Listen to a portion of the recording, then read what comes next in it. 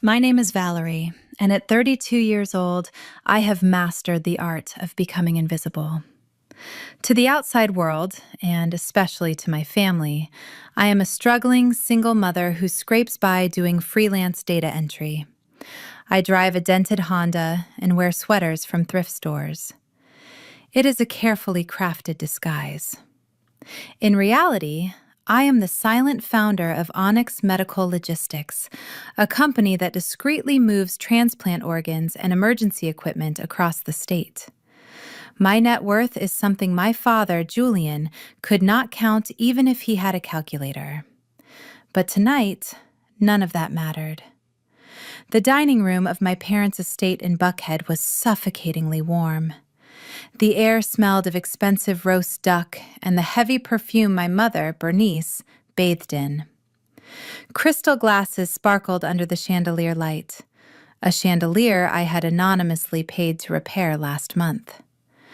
I sat at the far end of the mahogany table, trying to cut a piece of turkey for my daughter, Mia. We were trying to be small. We were trying not to ruin the aesthetic. My sister Isolde sat opposite us, scrolling through her phone. She was 29 and beautiful in that high-maintenance way that screams desperate for validation. Next to her was her husband, Preston. Preston is white, coming from the prestigious Sterling family, a lineage of old money that had supposedly been running Atlanta for generations. He swirled his wine glass, looking at me with that familiar mix of pity and disgust.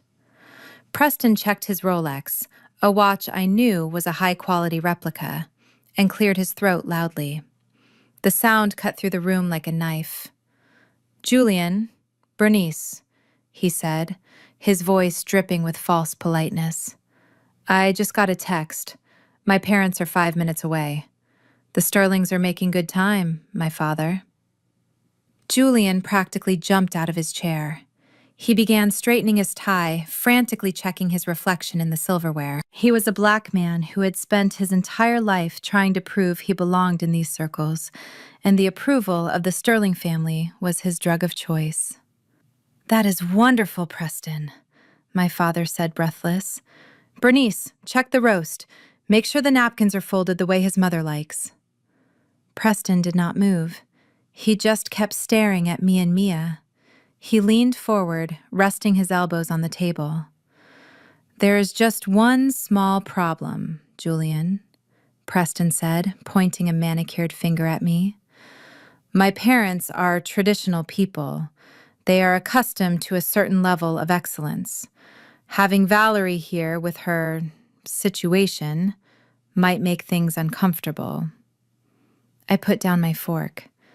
"My situation?" I asked quietly. "You know what I mean, Val," Preston smirked. "No husband, no career. Look at your daughter's dress. It is from a discount rack, isn't it?" "My mother has a very sensitive constitution. She gets depressed when she sees poverty. It ruins her appetite."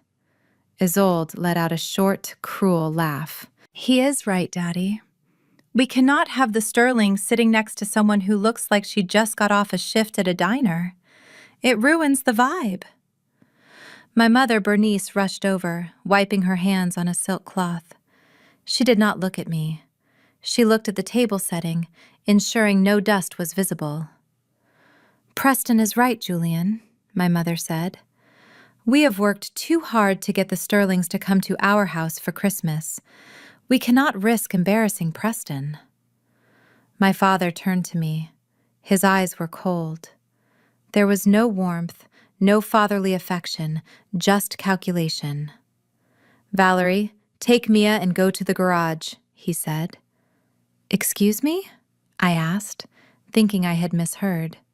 "The garage," my father repeated. "Or the basement. Just get out of the main house. You can wait there until the Sterlings leave. There is a heater in the storage room. It will not be that cold." I looked at Mia. She had stopped chewing. Her big brown eyes were wide with confusion. "Daddy, you want me to put your granddaughter in a storage room on Christmas Eve so your son-in-law's parents do not have to look at us?" I asked, my voice steady. Do not be dramatic, Valerie, Preston interjected. It is just for a few hours. Think of it as knowing your place. You are lucky they even let you eat the appetizers. I stood up.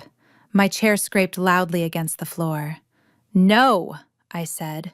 We are not going to the garage. We are finishing our dinner, and then we are leaving. I sat back down and reached for a bread roll for Mia.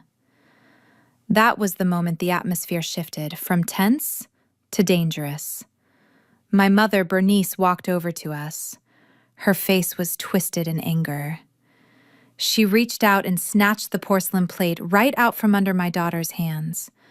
The fork clattered onto the expensive tablecloth. You will not disrespect us in our own house, my mother hissed, clutching the plate to her chest like a weapon. This food is for family, for people who contribute, for people who make us look good. You are nothing but a burden, Valerie. Mia started to cry silently, tears rolling down her cheeks. Get out, my father roared, pointing to the front door. Get out now, before the Sterlings pull into the driveway. I will not let you ruin my chance to bond with a real family. I stood up again, slowly. I picked up Mia, who was trembling. I did not scream. I did not beg.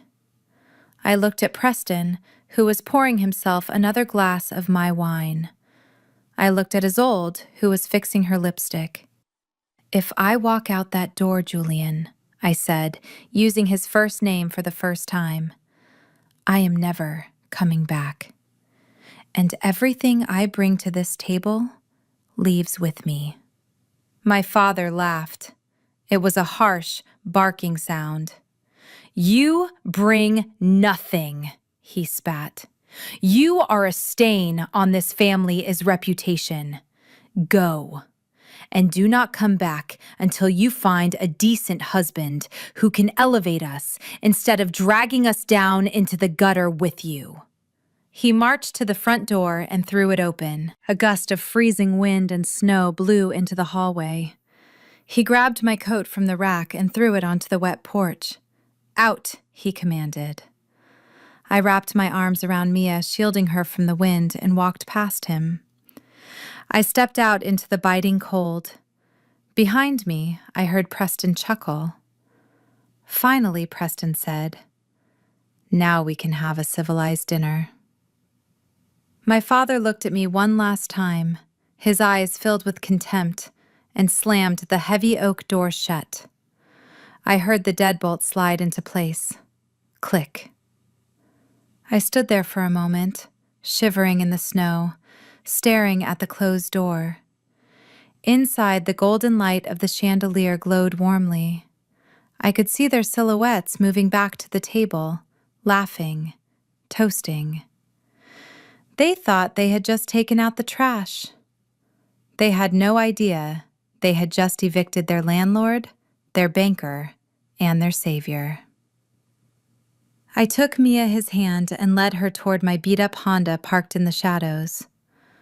"Where are we going, Mommy?" Mia asked, her voice shaking. "Grandma said we cannot eat." I opened the car door and buckled her in, turning on the heat immediately. I pulled out my phone. My fingers hovered over the contact for the general manager of the St. Regis Hotel. "We are going home, baby," I whispered. "Not the one we sleep in. The real one. And then Mommy is going to make a phone call that will turn their lights off." I looked back at the mansion one last time. "Enjoy the darkness, Julian. It is going to be a long winter." The transition from the scented warmth of my parents' foyer to the biting Atlanta wind felt like a physical slap across the face. The heavy oak door did not just close behind us, it loomed over us like a judge delivering a final verdict. I tightened my grip on Mia's small hand, feeling her tremble through her mittens. She was shaking, not just from the temperature, but from the shock of having her grandmother snatch a plate of food away from her hungry mouth. I turned back for 1 second, a mistake I immediately regretted. Through the frosted glass of the French doors, I saw them. It was a tableau of cruelty I will never forget. Preston stood there with his hands in his pockets, rocking back on his heels. He raised his wine glass, my wine, from my private reserve in a mock toast. His lips moved. I could not hear the words through the thick glass, but I knew the shape of them. Good riddance. He looked like a man who had just taken out the trash, satisfied and smug, unaware that he had just thrown away the deed to his own life. Beside him, my sister, Isolde, did not even look at us with her own eyes. She looked at us through the lens of her iPhone. The flash went off, blinding me for a split second in the darkness. I knew exactly what she was doing. She was curating her perfect Christmas narrative. Later, I would see the caption on her story, "Finally getting rid of the toxic energy. New year, new vibes." She was using her own sister is homelessness as content to boost her engagement. She smiled at her screen, tapping the post button, oblivious to the fact that the phone service she was using was paid for by a family plan bill that drafted directly from my bank account. Then came the sound. It was distinct. The metallic click of the deadbolt sliding into place. It was loud. It was final. It was the sound of a bridge being burned with gasoline and a match. My father, Julian, had not just closed the door. He had locked it, to ensure we could not even stand in the foyer to stay warm while we waited for the valet. He wanted us out in the elements. "Mommy, why doesn't Grandma want us?" Mia, his voice was so small, lost in the wind. I knelt down in the snow, ruining my pantyhose, not caring about the wet slush soaking into my knees. I pulled her puffy pink coat tighter around her chin. I looked her in the eyes, refusing to let her see a single tear fall from mine. "Because we do not belong in that house, baby," I told her, my voice steady as steel. "That house is for people who pretend. We are real. And very soon, they're going to realize that pretending does not pay the electric bill."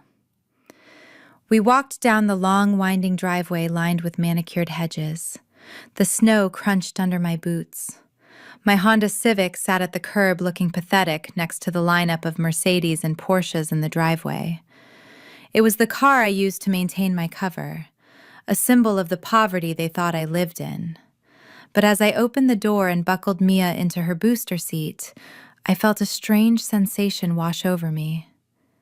It was not sadness. It was clarity. The heat blasted from the vents, smelling faintly of dust and old coffee. It was the best smell in the world, because it smelled like freedom. I sat in the driver's seat and stared at the dark windows of the mansion one last time. They thought they had locked me out. In reality, they had just locked themselves in a cage with a ticking time bomb. And as I put the car into gear, I knew exactly when the explosion would happen. Tomorrow morning, when the leasing office opens. The silence inside my rusted Honda Civic was broken only by the sound of Mia sobbing. It was a jagged, gut-wrenching sound that tore through the chest of my sweater and settled deep in my bones. My 7-year-old daughter huddled in the passenger seat, still clutching the hem of her thrift store dress, her tears soaking into the worn fabric of the seatbelt. The heater rattled as it struggled to push warm air into the cabin, a stark contrast to the silent, efficient climate control of the mansion we had just been expelled from. I reached over and brushed a damp curl away from her forehead. Her skin was ice cold from the walk down the driveway.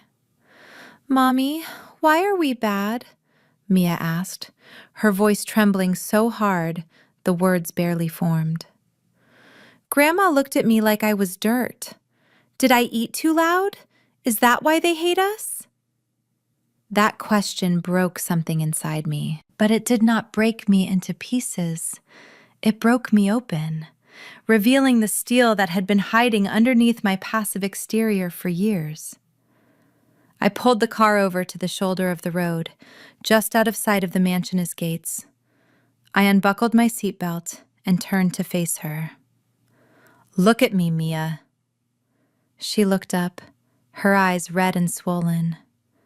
"We are not bad," I said, my voice low and fierce. "And we are not poor. We were just pretending to be small so they would feel big. We were protecting them from the truth because I thought that is what family did. But the game is over now. Do you understand? We are done hiding." I pulled my phone from my purse. It was not the cracked screen burner phone I used around my parents to maintain the illusion of my poverty. It was my encrypted business line, a device that controlled assets worth more than my father's entire life savings. I dialed a number I had not used in months. It rang once before a crisp, professional voice answered. "Ms. Wilson, we did not expect to hear from you tonight. Is everything all right?" I stared at the dashboard light flickering on my beat-up Honda.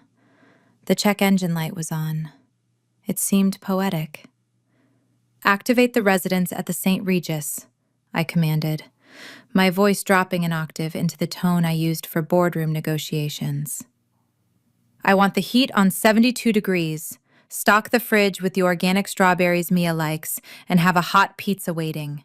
Pepperoni, thin crust. We are coming in hot." There was a brief pause on the other end. "Understood, Miss Wilson.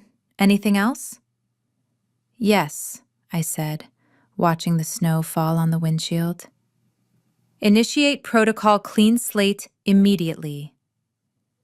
Protocol Clean Slate was a nuclear option I had designed years ago, but hoped never to use. It was a command to my financial team to sever every invisible thread connecting my wealth to my family's lifestyle. "Freeze the leasing accounts on the Bentley and the Range Rover," I instructed. "Flag the black card ending in 459 as stolen.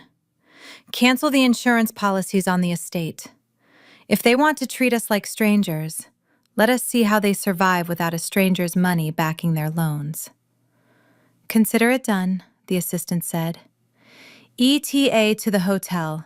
20 minutes, I said. "And Sarah, have the valet clear the front spot.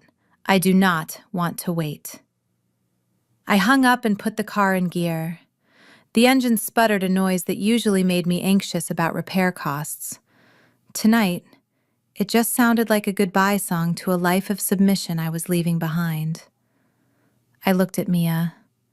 She had stopped crying, listening to the change in my voice. She looked at me with a mixture of confusion and awe. "Where are we going, Mommy?" she whispered. "The motel." I smiled, and for the first time in years, it was a genuine smile. It reached my eyes. "No, baby, not the motel. We are going to a place where nobody sends us to the garage. We are going to the top floor." I hit the gas and drove past the Motel 6 where my family assumed I would be taking my daughter. I did not even tap the brakes. We sped toward the glowing skyline of Atlanta, toward the St. Regis, where the doormen knew my name, and where the only thing cold would be the champagne waiting for me on ice.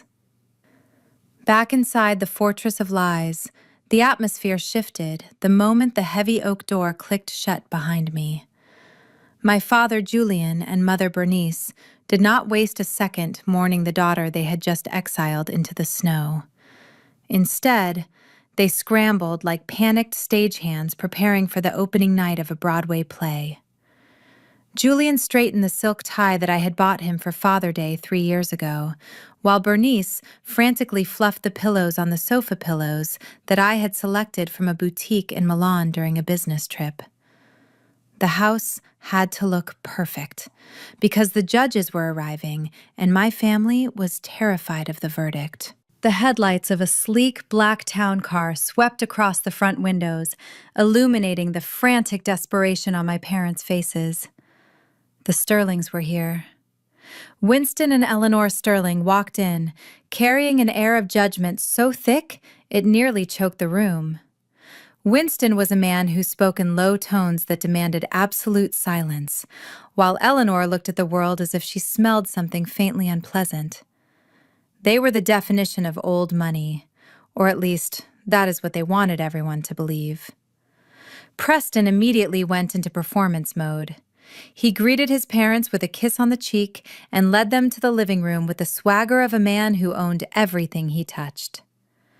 "Let me pour you a drink," Father Preston said, reaching for the bottle of Cabernet Sauvignon sitting on the mantelpiece. "This is a vintage I have been saving for a special occasion. I had it imported directly from a vineyard in Bordeaux. It has notes of oak and blackberry that I knew you would appreciate." The lie rolled off his tongue so smoothly it was almost impressive. That bottle was from my private collection, stored in the climate-controlled cellar I paid to install in the basement. It cost more than Preston made in 3 months of his Ponzi scheme frauds. Preston would not know a vintage Bordeaux from a box of grape juice if it did not have a price tag on it, but Winston nodded approvingly, taking the glass. Eleanor Sterling ran a gloved hand over the velvet armchair, inspecting it for dust. "Exquisite taste," she murmured, looking at my mother. "I see you finally updated the interior, Bernice. The last time we were here it looked a bit dated.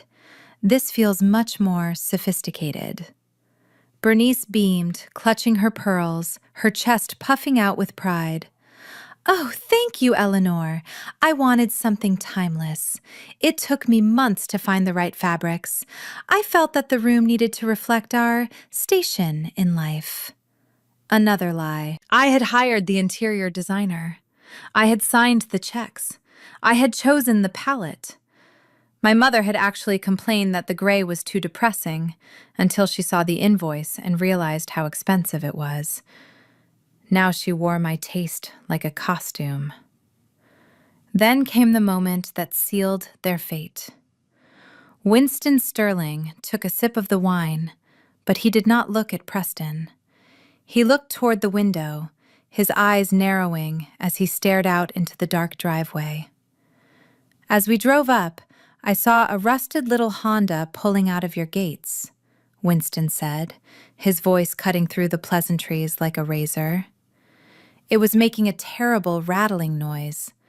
I certainly hope you are not letting guests park such eyesores in front of the main entrance. It really clashes with the aesthetic of the neighborhood." The room went deadly silent. I could imagine the sweat forming on Julian's upper lip. He laughed nervously, rubbing his palms together. "Oh, that," he stammered. "No, absolutely not, Winston. We would never invite someone who drives a car like that. That was just the help. A former maid. We had to let her go tonight, right before dinner." Preston chimed in, smiling cruelly. "Yes, she was stealing leftovers from the kitchen. Can you believe the audacity? We had to kick her out to protect the silver." Just the help. That is what I was to them. The bank account, the fixer, the maid. They stripped me of my name and my bloodline in seconds, just to impress 2 people who were drinking my wine. "Good decision," Winston said. "You cannot have people like that around. They drag everything down." Preston raised his glass. "To standards," he said. "To keeping the circle tight." They clinked their crystal glasses, drinking my wine, sitting on my furniture, in my house, celebrating the fact that they had finally erased me. They had no idea that the maid they just fired was the only reason the lights were still on. The elevator doors slid open, revealing the penthouse suite at the St. Regis, and for the first time that night, my daughter Mia stopped crying. Her mouth dropped open in a perfect little O of wonder. The floor-to-ceiling windows offered a panoramic view of the Atlanta skyline, glittering like a jewelry box against the dark winter sky. In the center of the living room stood a 12-foot noble fir tree. It was not decorated with the tacky red and green tinsel my mother favored. This tree was draped in crystals and white silk ribbons, a professional installation I had commissioned for the company executives that cost more than my father's entire luxury SUV. Room service had arrived 3 minutes after we walked in. On the marble coffee table sat a large silver tray. The smell of truffle oil and melted cheese filled the air.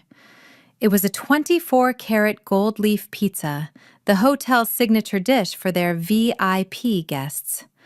"Go ahead, baby," I said, taking off her wet coat. "It is all for you." Mia climbed onto the velvet sofa, her thrift store dress looking starkly out of place against the luxury surroundings. She picked up a slice of pizza, the edible gold flakes shimmering under the chandelier light, and took a bite. A smile finally broke across her face, replacing the fear that had been there since my mother snatched her dinner away. "Mommy, this tastes like magic," she giggled. "It is magic," I whispered. "It is the magic of owning your own life." I sat in the armchair opposite her and pulled out my phone. The screen was still dark, silent. I knew exactly what was happening back at the mansion.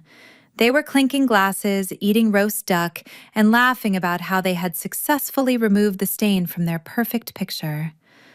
They thought I was crying in a Motel 6. They thought I was ashamed.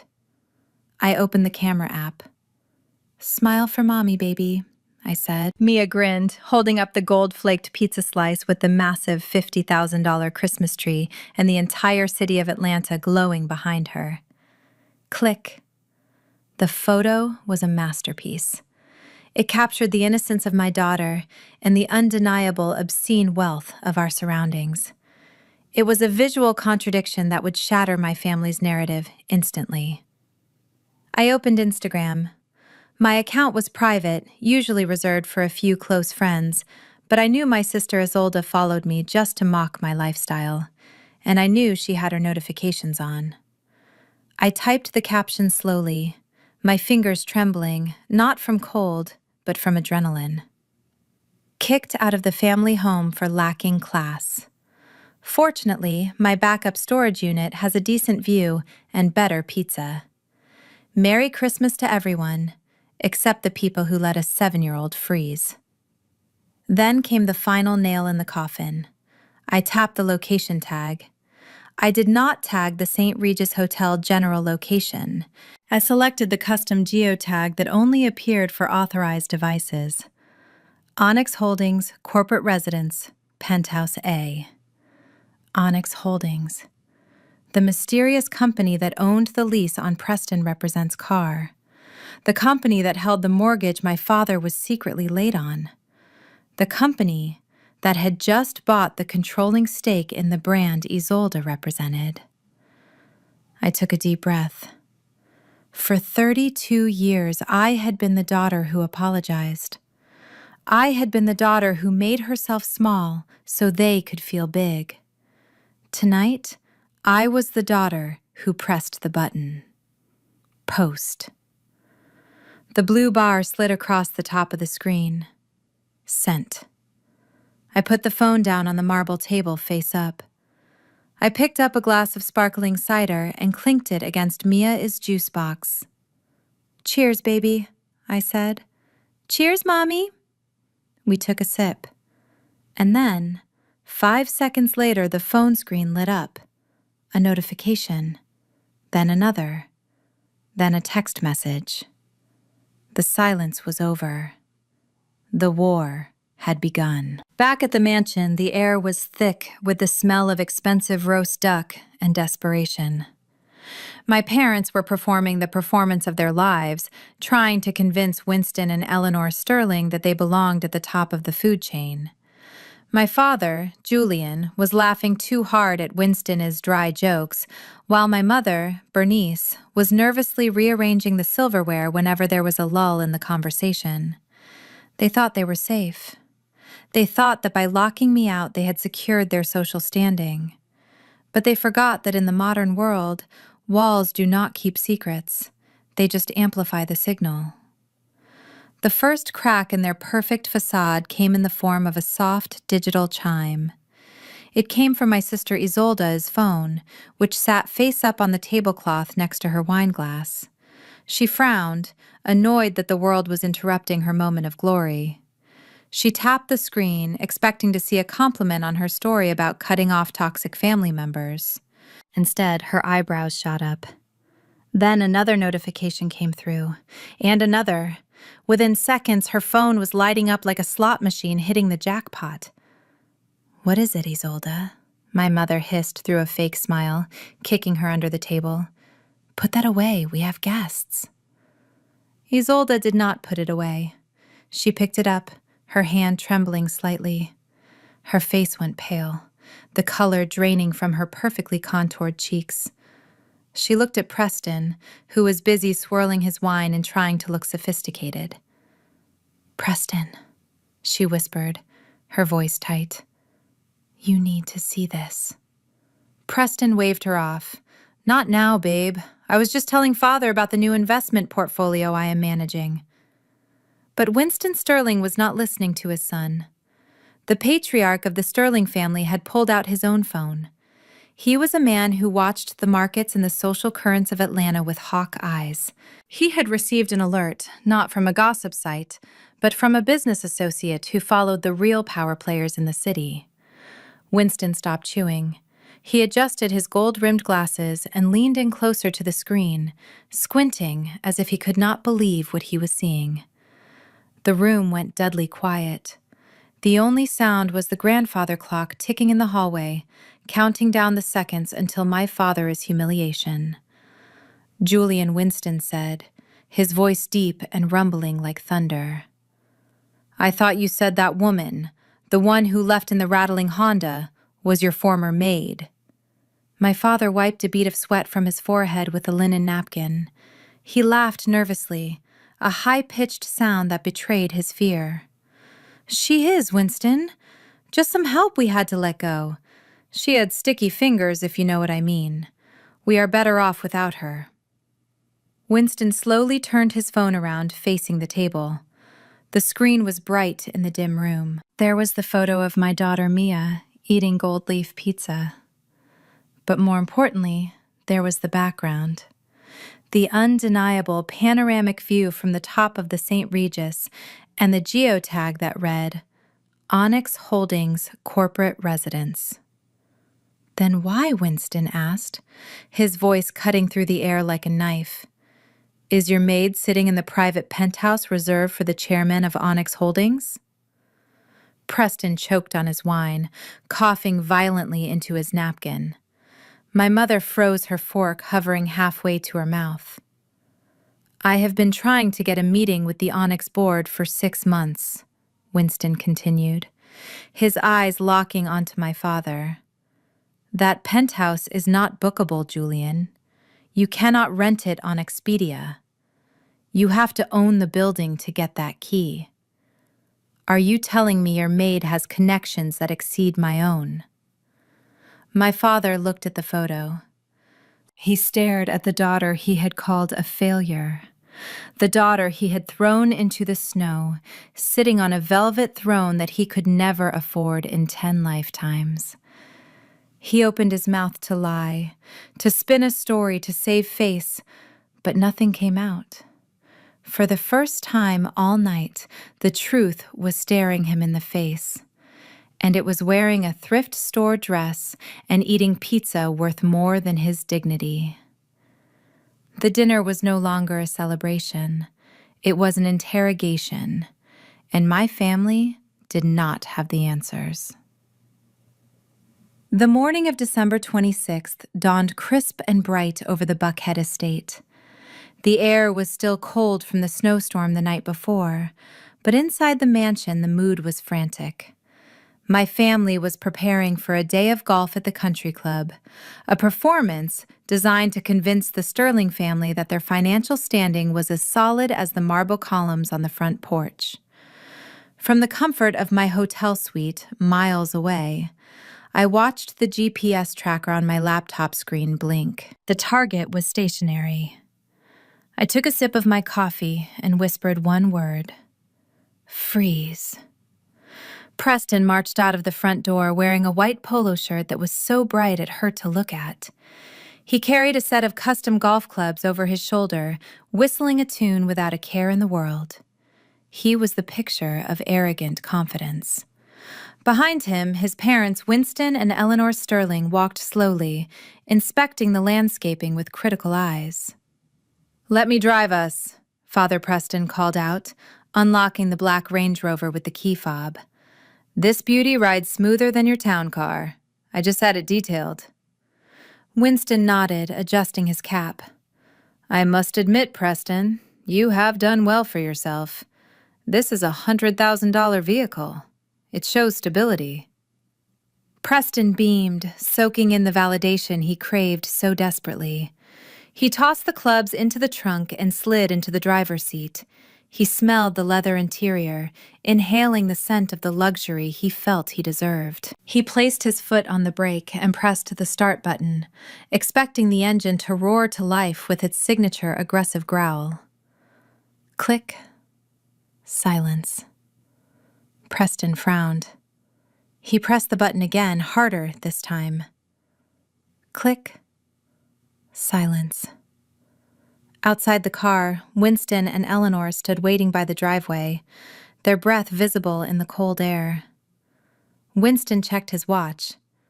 Preston felt a bead of sweat form on his forehead, despite the freezing temperature. "Come on," he muttered. "Do not do this to me now." Suddenly, the dashboard came alive. But it was not the usual welcome animation. The entire digital instrument cluster turned a bright, angry red. The infotainment screen in the center console flashed with a lock symbol. A robotic voice, cool and indifferent, filled the cabin. Authorization denied. Lease agreement terminated by lessor. Asset secured. Preston frantically jabbed at the screen, trying to make the message disappear. But the text remained bold and unyielding. Property of Onyx Leasing, repossession imminent. Winston tapped on the driver's side window. Preston jumped. He rolled down the window, his smile looking more like a grimace of pain. "Is there a problem, son?" Winston asked. "We are going to be late for our tea time." "It is just a glitch," Preston stammered, his voice cracking. "These modern computers are so sensitive. I think the battery might be cold. It just needs a minute to reset." "I paid the lease off months ago, so it is definitely a mistake." Winston leaned in closer, peering past Preston at the glowing red screen. He was a businessman who had survived 3 recessions. He knew what financial failure looked like. He read the text aloud, his voice dropping to a dangerous low. Asset secured. Repossession imminent. Preston tried to cover the screen with his hand. "Dad, it is a software error. I will call the dealership." Winston stepped back from the car as if it were contagious. He looked at his son with a mixture of suspicion and disappointment that cut deeper than any shout. "Software errors do not accuse you of non-payment," Preston Winston said coldly. "And why is the lessor listed as Onyx Leasing? I thought you said you bought this car outright with your bonus check." Preston opened his mouth, but no lies came out. The car sat there, a 2-ton paperweight of humiliation, dead in the driveway. The silence that followed was deafening, broken only by Eleanor Sterling sighing loudly. "Call an Uber, Winston," she said, not even looking at her son. "I told you something smelled rotten in this house, and it is not the drains." The air inside the Buckhead Sanctuary Spa smelled of eucalyptus and old money. My mother, Bernice, lay on the heated massage table next to Eleanor Sterling, soaking in the steam. They had just finished the Golden Glow facial, a 3-hour treatment involving 24-karat gold masks that cost more than most families spend on groceries in a month. Bernice was glowing, not just from the expensive oils, but from the satisfaction of finally being accepted into Eleanor's inner circle. She had spent decades trying to get an invite to this specific spa day, and now she felt like she had finally arrived. She wrapped her plush white robe tighter around her waist as they walked to the front desk. Bernice made sure to walk slightly ahead of Eleanor, eager to display her generosity. "It is so important to take time for ourselves, isn't it, Eleanor?" Bernice chirped, her voice high and unnatural. "Julian always insists I treat myself. He says I work too hard managing the estate, so he gave me his black card to use today." It was a lie, of course. Julian spent his days watching golf reruns while I paid the bills, but Bernice had repeated the lie so many times she actually believed it. The receptionist, a young woman with perfect skin and a fake smile, turned the iPad around. "For both ladies today, the total comes to $3,200, including gratuity." Bernice waved her hand dismissively, laughing as if the amount was pennies. "Put it all on my card, darling. It is the least I can do." She reached into her Louis Vuitton bag and pulled out the heavy, matte black American Express card. It was the ultimate status symbol, the kind of card that usually made cashiers nervous. She handed it over with a flourish, enjoying the way the light caught the titanium surface. The receptionist inserted the chip. We waited. 1 second, 2 seconds. Then a sharp, harsh beep cut through the Zen music. The receptionist frowned. "I am sorry, Mrs. Wilson. It says declined." Bernice laughed, a nervous, brittle sound that echoed in the quiet lobby. "Do not be silly. Run it again. The chip is probably dirty or your machine is having a bad day. There is no limit on that card." The girl ran it again. Beep. Silence. Eleanor Sterling shifted her weight, looking at her diamond-encrusted watch. "Is there a problem, Bernice? We have a lunch reservation at 1. The receptionist looked at the screen, her polite mask slipping just a fraction. "It is not the chip, ma'am. The system is giving a specific error code. It says the authorized user account has been frozen by the primary account holder." Bernice froze. "I am the primary holder," she lied, her voice trembling. The receptionist shook her head slowly. "No, ma'am. The name on the master account is Valerie Wilson. She put a block on this card at 9 this morning, reporting it as lost or stolen by a third party." The name hung in the air like a bad smell. Valerie. The daughter Bernice had kicked out into the snow less than 24 hours ago. The daughter she claimed was a thief. The daughter she told everyone was a failure. Eleanor Sterling let out a long, slow sigh.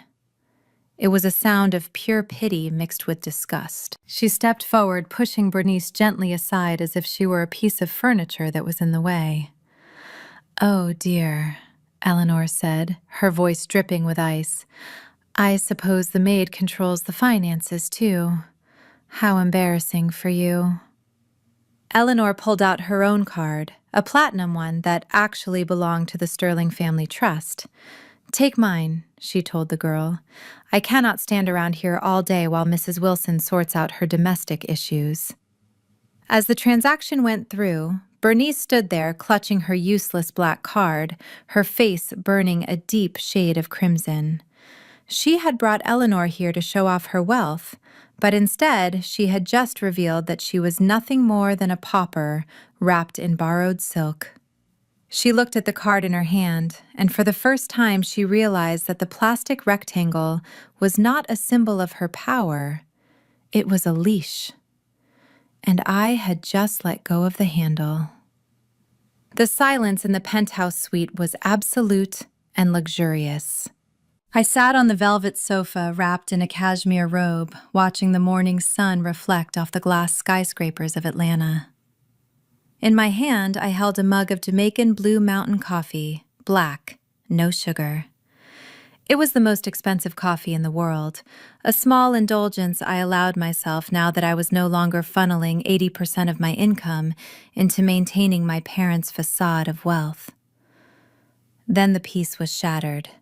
My phone, vibrating on the marble coffee table, sounded like an angry hornet. The screen lit up with a photo I had set years ago. It was a picture of my father, Julian, looking stern and judgmental. I did not pick it up immediately. I took another slow sip of coffee, letting the rich flavor coat my tongue. I let it ring 4 times, 5 times. I wanted him to sweat. I wanted him to feel the lack of access. Finally, I tapped the green icon and pressed the speaker button. I did not say hello. I did not have to. "Have you lost your damn mind, girl?" My father's voice filled the room, distorted by rage and static. He was screaming so loud, the microphone on his end was clipping. "Do you have any idea what you just did to your mother?" he roared. "She called me in tears, Valerie. Tears. She is stuck at the spa front desk while Eleanor Sterling pays her bill like she is a charity case. And Preston, my God, Preston is stranded in the driveway because his car thinks it is being stolen. Fix this. Fix this right now, or so help me God." I placed the phone back on the table and leaned back, crossing my legs. I looked at the ceiling, calmly counting the crystals in the chandelier. "Good morning to you too, Julian," I said, my voice smooth and unbothered. "I assume you are calling because you received the notifications." "I am calling because you are embarrassing this family," he shouted. "You are humiliating us in front of the Sterlings. Unfreeze the cards, Valerie. Unlock the car. Stop this childish tantrum immediately." I took another sip of coffee. The warmth spread through my chest, a stark contrast to the coldness in my father's voice. "I am confused," I said. "You were very clear last night. You stood at the door in your custom tuxedo, and you told me explicitly that I was no longer family. You said I was a stain. You told me to leave and never come back until I found someone to elevate me."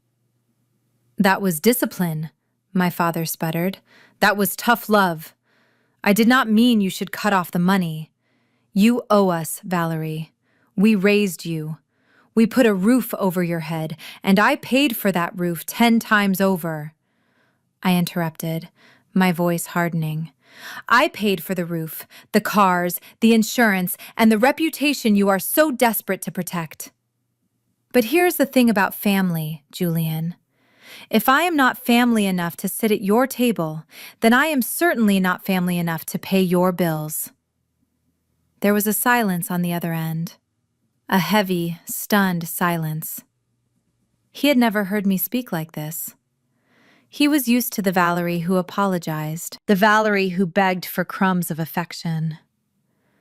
"You cannot do this," he whispered, his voice trembling with a mix of fury and fear. "You are ungrateful." "No," I said. "I am just a stranger. And strangers do not lend their black cards to people who treat them like garbage. I am reclaiming my assets, all of them. The car is being towed in an hour. The cards are canceled. Consider this my resignation from your drama." "Valerie, wait. Do not. You dare hang up on me. I command you to." I tapped the red button, ending the call mid-sentence. The room returned to its beautiful, expensive silence.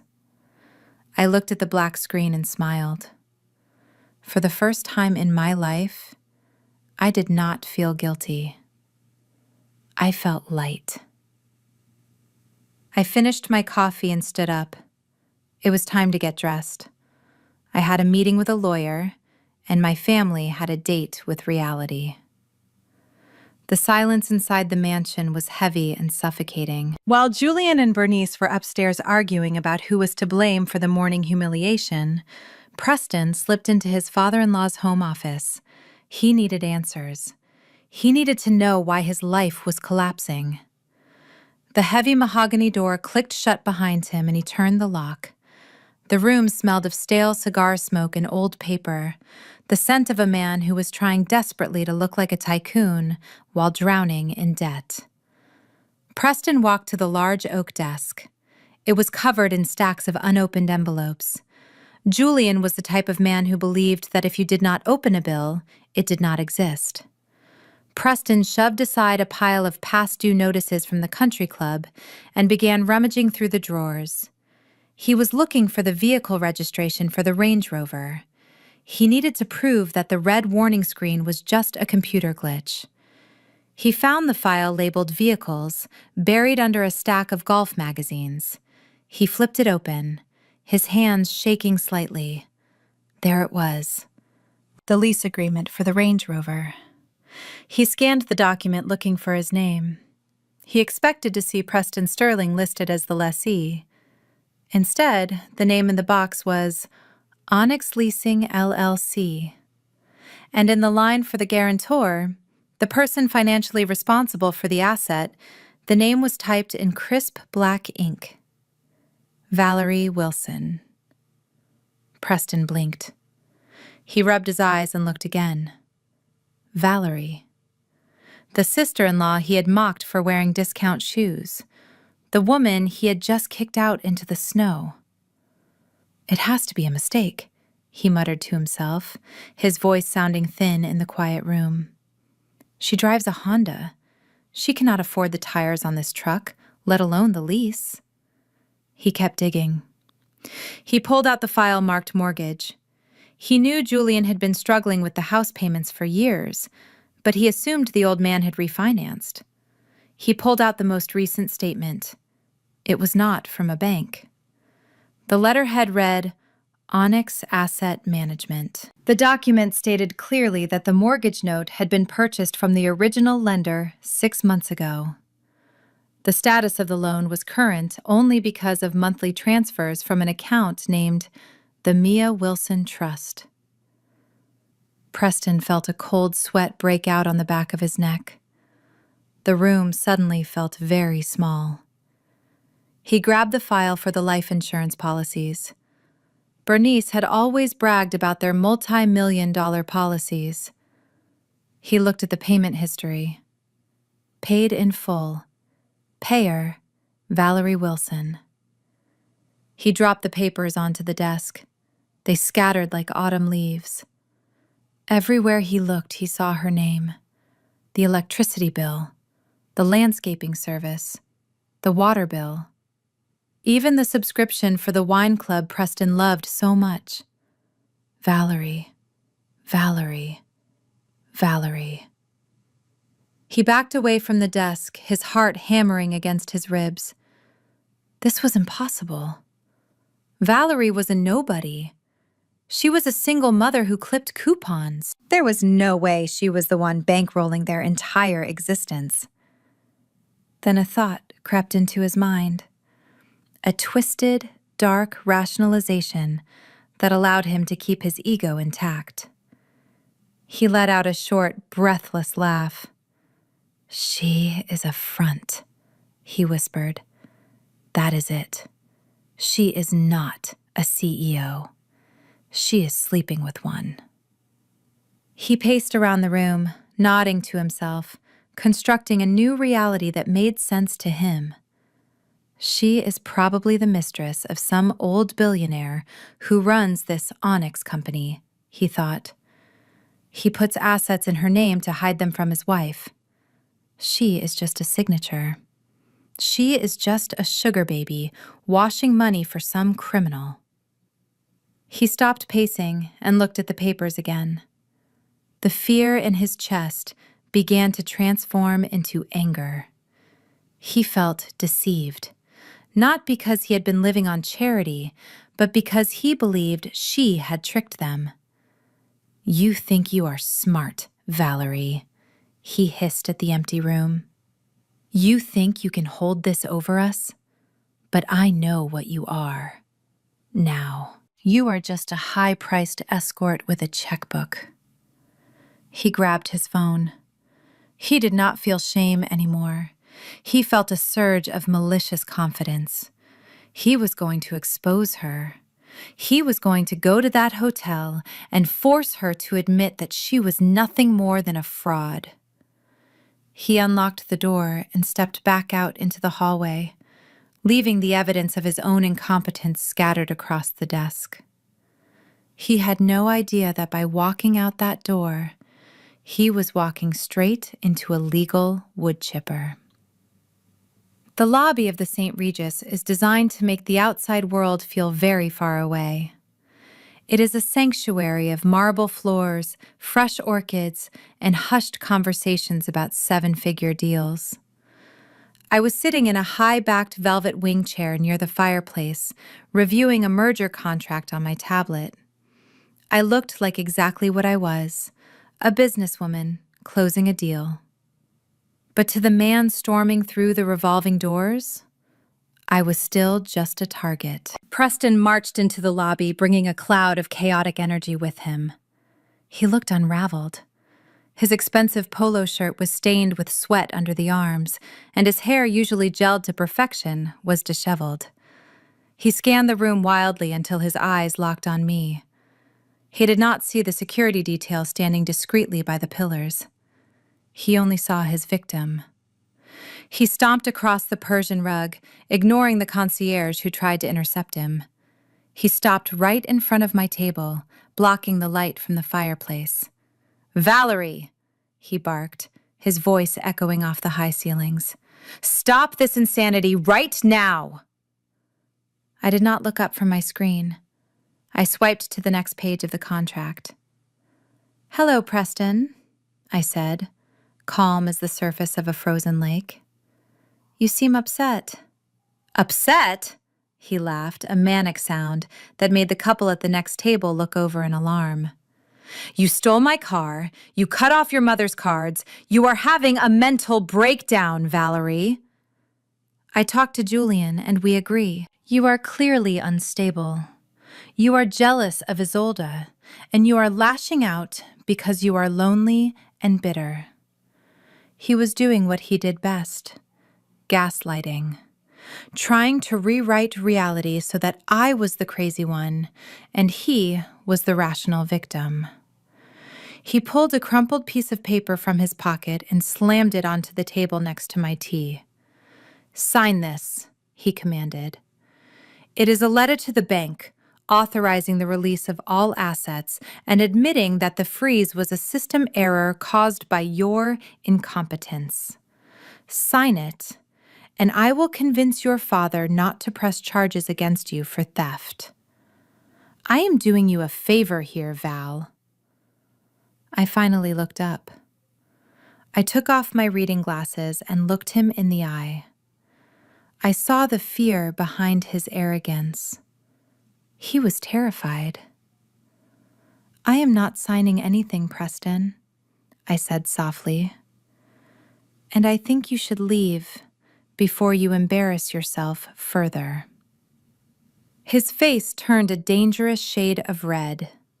The veins in his neck bulged. He was not used to being told no, especially not by me. He lunged forward, reaching out to grab my wrist. "You listen to me, you ungrateful little," he started to scream. He never finished the sentence. Before his fingertips could even graze the sleeve of my silk blouse, a hand the size of a dinner plate clamped onto his shoulder. It was Marcus, the head of my private security detail.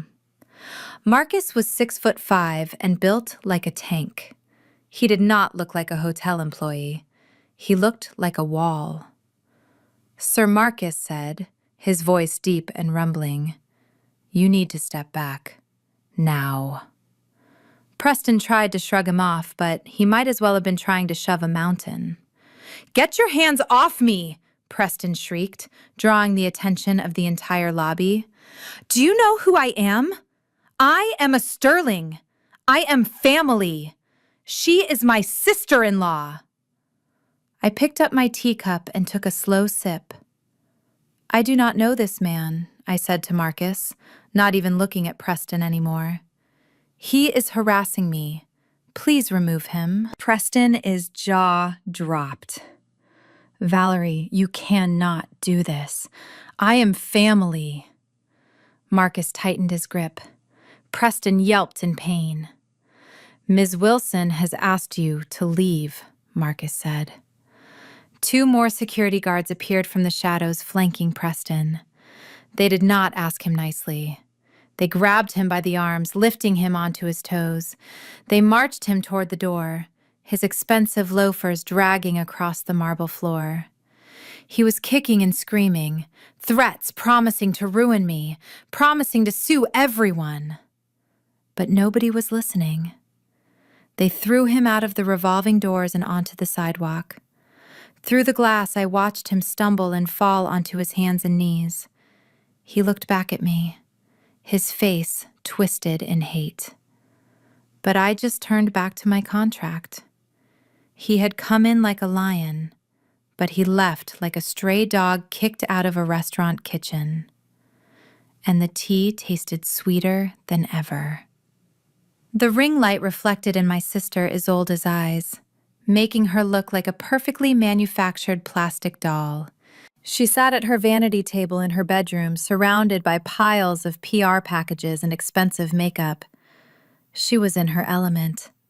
She was broadcasting live to her 50,000 followers, holding a bottle of luxury serum like it was a holy relic. She had spent the last 20 minutes spinning a sob story about how her Christmas was ruined by a toxic family member who caused a scene.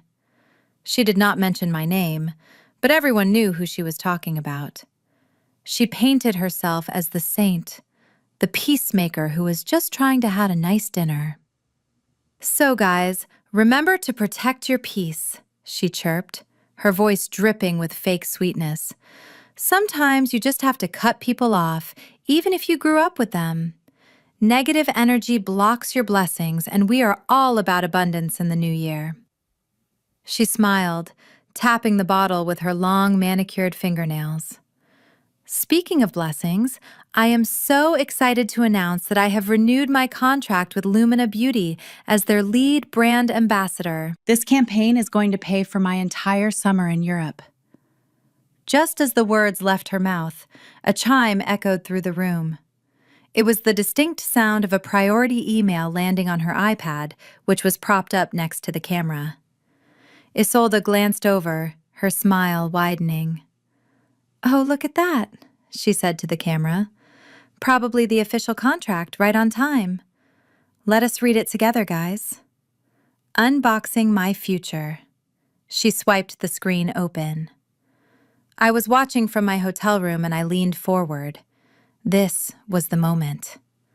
Her smile faltered, her brow furrowed. She squinted at the screen as if the words were written in a foreign language. "Dear Ms. Wilson," she read aloud, her voice wavering slightly.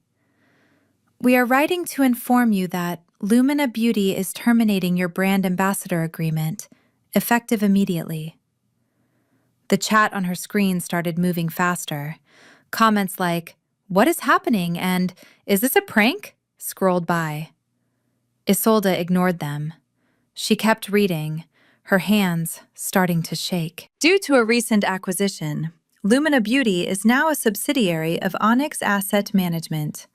The new board of directors has reviewed our influencer roster and determined that your personal brand does not align with our core values of integrity and authenticity. We wish you the best in your future endeavors." Isolde froze. She stared at the word Onyx. She had seen that word on Preston's locked car. She had seen that word on the geotag of my pizza photo. Onyx. "No," she whispered. "No, she cannot do this. This is not fair." She forgot she was live. She forgot the ring light. She stood up so fast her chair tipped over with a loud crash. "It is her!" she shrieked, her face twisting into an ugly mask of rage. "It is Valerie! She bought the company! She bought the whole damn company just to fire me!" Isolde grabbed the bottle of serum, the one she had just been praising, and hurled it across the room. It smashed against the wall, shattering into 1,000 glass shards and splattering expensive liquid all over her white carpet. "I hate her!" she screamed, grabbing handfuls of makeup brushes and sweeping them onto the floor. "She is ruining everything!" "Mom? Mom, come here!" She grabbed the iPad to throw it too, but realized too late that the camera was still rolling. 50,000 people had just watched the elegant, peaceful influencer turn into a screaming banshee. They had heard her admit that her sister had the power to buy a corporation just to silence her. She scrambled to end the stream, her fingers fumbling over the screen, but the damage was done. The screen went black, but the internet is forever. My sister had wanted to be famous. Now she was going to be viral, but not for the reasons she wanted. I closed my laptop and took a deep breath. She had lost her contract, but she had just given me a front row seat to her destruction. The study smelled of stale cigar smoke and expensive scotch that was rapidly running out. My father, Julian, sat in his oversized leather armchair looking 10 years older than he had that morning. He was staring blankly at the empty spot in the driveway where the Range Rover used to sit, before the tow truck dragged it away. The humiliation was a physical weight in the room pressing down on his chest. Preston stood by the window, swirling his drink. He was sweating, but he masked it well. His mind was racing. The bookies had texted him 10 minutes ago, threatening to break his legs if he did not come up with $50,000 by midnight. He needed money, and he needed it now. He turned to my father, putting on the mask of the financial genius he pretended to be. "Julian, listen to me," Preston said, his voice smooth and confident. "I know today looks like a disaster. I know you are worried, but you have to trust me. This is actually a blessing in disguise." My father looked up, his eyes red-rimmed and tired. "A blessing, Preston. My wife is crying in her bedroom because her credit card was declined in front of your mother." The Sterlings left without finishing their tea. We are the laughing stock of Atlanta. How is this a blessing? Preston walked over to the desk and leaned in, lowering his voice to a conspiratorial whisper. "The reason my accounts are frozen is not because of Valerie." He lied, his eyes wide and earnest. "It is a security protocol. I am in the middle of a massive liquidity transfer, Project Phoenix. It is a cryptocurrency arbitrage deal involving the Asian markets. It is so big, the banks automatically flagged my accounts to prevent fraud." He paused, letting the buzzwords sink in. My father did not understand cryptocurrency, but he understood the word massive. He sat up a little straighter. "So you are not broke?" Julian asked, hope flickering in his eyes. "Broke?" Preston laughed, shaking his head. Julian, I am on the verge of making $10 million. The buy-in window closes tonight. That is the problem.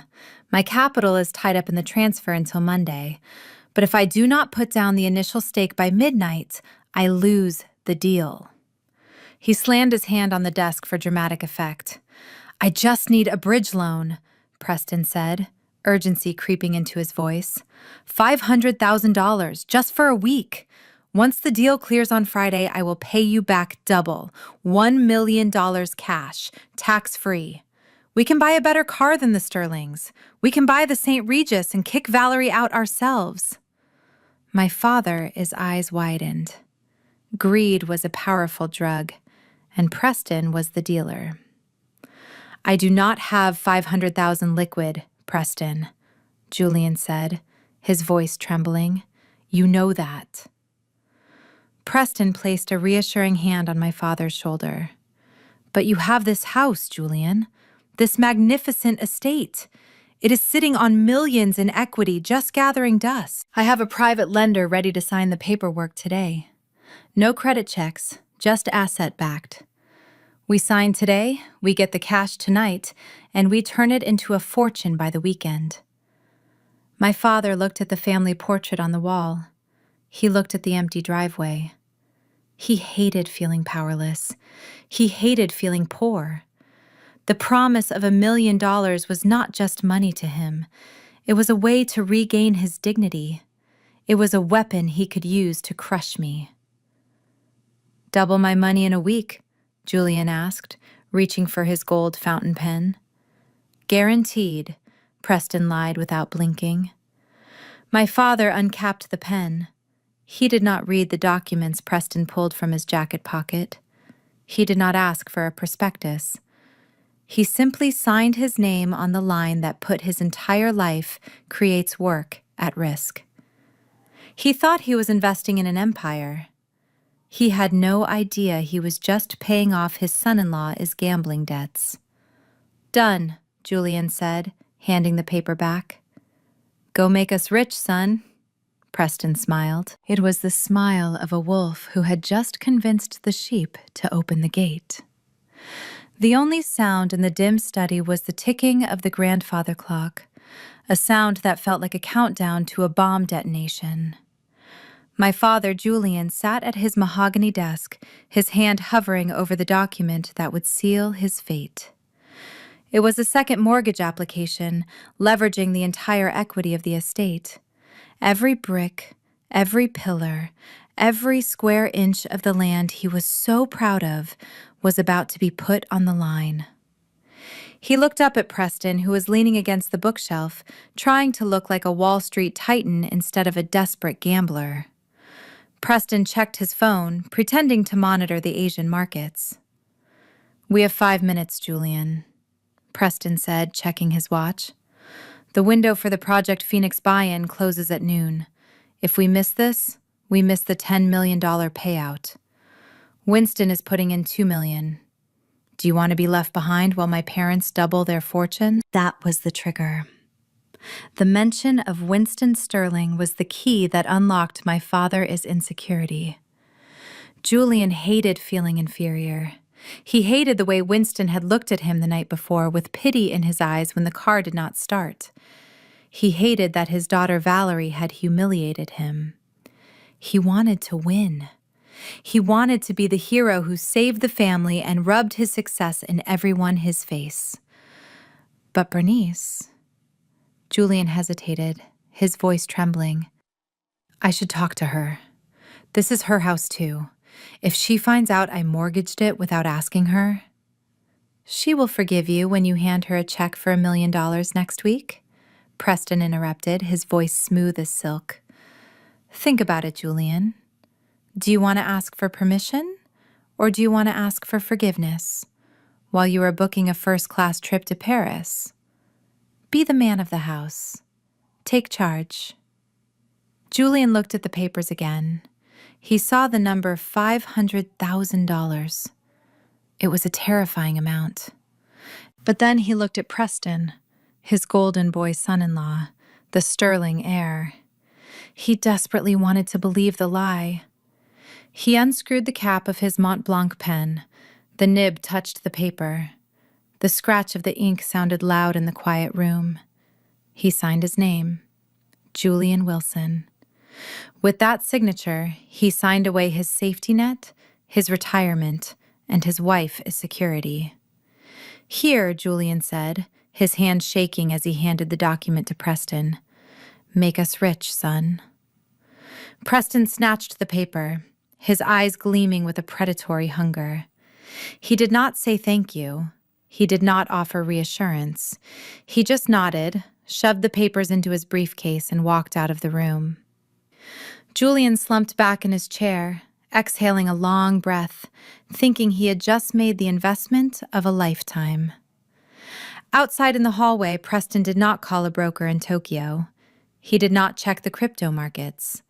He pulled out his burner phone and dialed a number saved as the Shark. "I got it," Preston whispered into the phone, walking quickly toward his rental car. "The transfer is initiating now. 500 large. Tell the boss I am good for it. And tell those guys to stay away from my knees." He hung up and let out a laugh of pure relief. He was not investing a dime. Every cent of my father's equity was going straight into the pocket of an underground bookie to pay off a debt from betting on horses. My father thought he was buying a future. In reality, he had just bought his son-in-law another week of breathing room, and he had paid for it with the roof over his head. The grand ballroom of the Ritz-Carlton was a sea of silk gowns and flashing diamonds, a playground for the true elite of Atlanta. My parents, Julian and Bernice, walked in clutching the general admission tickets they had scraped together cash to buy at the last minute. They were used to sitting at table 5, right near the stage where the champagne flowed freely. Tonight, the usher looked at their crumpled tickets, frowned, and pointed toward the back of the room. They were seated at table 99, right next to the swinging double doors of the kitchen, where the smell of dish soap mixed with the expensive perfume of the guests they used to look down on. I watched them from the private VIP balcony. My mother, Bernice, adjusted her dress, a gown she had worn 3 years ago because her credit cards were frozen. She looked around nervously, hoping nobody noticed they were sitting in the exile zone. Preston was already loosening his tie, his face flushed with cheap liquor he had consumed in the parking lot since he could not afford the premium open bar upgrade. He looked small and angry, like a child forced to sit at the kids' table. Then the music changed. The house lights dimmed, and a spotlight hit the grand staircase. The announcer's voice boomed through the speakers. "Please welcome our diamond sponsor. The woman who made tonight's fundraising goal possible. The chairwoman of Onyx Asset Management, Ms. Valerie Wilson." The sound of my father dropping his fork onto his plate was audible even from where I stood. I walked down the stairs wearing a custom gown made of crushed velvet, the color of money. Flashbulbs erupted like a thunderstorm. The mayor of Atlanta was waiting for me at the bottom of the steps, not with a polite handshake, but with a warm, familiar embrace. He took my hand and led me not to a table, but to the center dais, the seat of honor usually reserved for royalty. I saw my sister Isolde shrink in her seat, trying to hide behind a massive floral arrangement. She knew that every camera in the room was pointed at me, and she knew that for the first time in her life, she was utterly invisible. My father half stood up, a pathetic, hopeful smile on his face. He actually thought I was going to wave him over. He thought he could piggyback on my moment. The mayor leaned into the microphone. "I want to thank Valerie, not just for her donation of $2 million, but for being a pillar of integrity in our city." $2 million. My mother grasped her chest, gasping for air. That was the exact amount they needed to save their house. They watched me laugh at something the mayor said, my head thrown back in genuine joy. I was glowing. I walked past their table on my way to the podium. I slowed down just enough for them to see the diamonds around my neck. Real ones, not the paste replicas Bernice was wearing. My father opened his mouth to say my name. I looked right through him. I looked at the waiter standing behind him and spoke loud enough for them to hear. "Please bring table 99 a pitcher of tap water. They look dehydrated." Then I kept walking. The applause was deafening, but the stunned silence from my family's table was the sweetest sound of the night. They were in the same room, but we were in different universes. And for the first time, they were realizing that they were just spectators in my world. The men's restroom at the Ritz-Carlton was a sanctuary of black marble and gold fixtures, quiet enough to hear a pin drop or a heartbreak. My father, Julian, walked in feeling like a king. He had just mortgaged his home and handed over $500,000 to his son-in-law, believing he had bought a ticket to the billionaire club. He saw Winston Sterling standing at the sink washing his hands with the slow, deliberate movements of a man who owned the world. Julian adjusted his tie in the mirror, forcing a smile that was equal parts desperation and pride. He walked over to the adjacent sink, wanting to bond with the man he now considered his equal, his partner in wealth. "Great evening, isn't it, Winston?" Julian said, his voice echoing slightly off the tiled walls. "I must say, Preston is truly a visionary. That Project Phoenix deal is going to change everything for our families. I am glad I could come in on the ground floor with you. It feels good to keep the wealth in the circle, doesn't it?" Winston stopped washing his hands. He did not look at my father. He stared at his own reflection in the glass, his expression unreadable, cold, and distant. He reached for a linen towel and dried his fingers one by one, taking his time, letting my father's words hang in the air until they started to rot. "Project Phoenix." Winston repeated the name, tasting it like sour milk. "Is that what he is calling it this time? Last year it was the Cobalt Initiative. The year before that it was the Sovereign Fund." My father paused the soap on his hands, suddenly feeling sticky. "What do you mean, Winston?" he said. "You put in $2 million. He said we were doubling our capital by Friday." Winston finally turned his head. He looked at Julian, not with anger, but with the kind of pity you give a wounded animal before you put it out of its misery. The older man dropped the used towel into the wicker basket. "Julian Winston," said his voice low and devoid of emotion, "I have not given my son a single dime in 5 years. Not for business, not for rent, not for a cup of coffee. Preston is not a financial genius. Preston is a degenerate gambler with addiction that could swallow this entire hotel." The color drained from my father's face so fast it looked like his blood had evaporated. He gripped the edge of the sink, his knuckles turning white. But Julian stammered, his voice shaking. "But the car, the lifestyle. He said he manages the family trust." Winston let out a short, humorless laugh. "There is no trust, Julian. He gambled his trust away before he turned 25. Why do you think he married your daughter? He needed a host. He needed a fresh supply of credit. And from what I saw today, with the car and the cards, it seems he bled your daughter Valerie dry, and now he has moved on to you." My father felt the room spin, the $500,000, the mortgage, the signature he had hidden from my mother. It was all gone.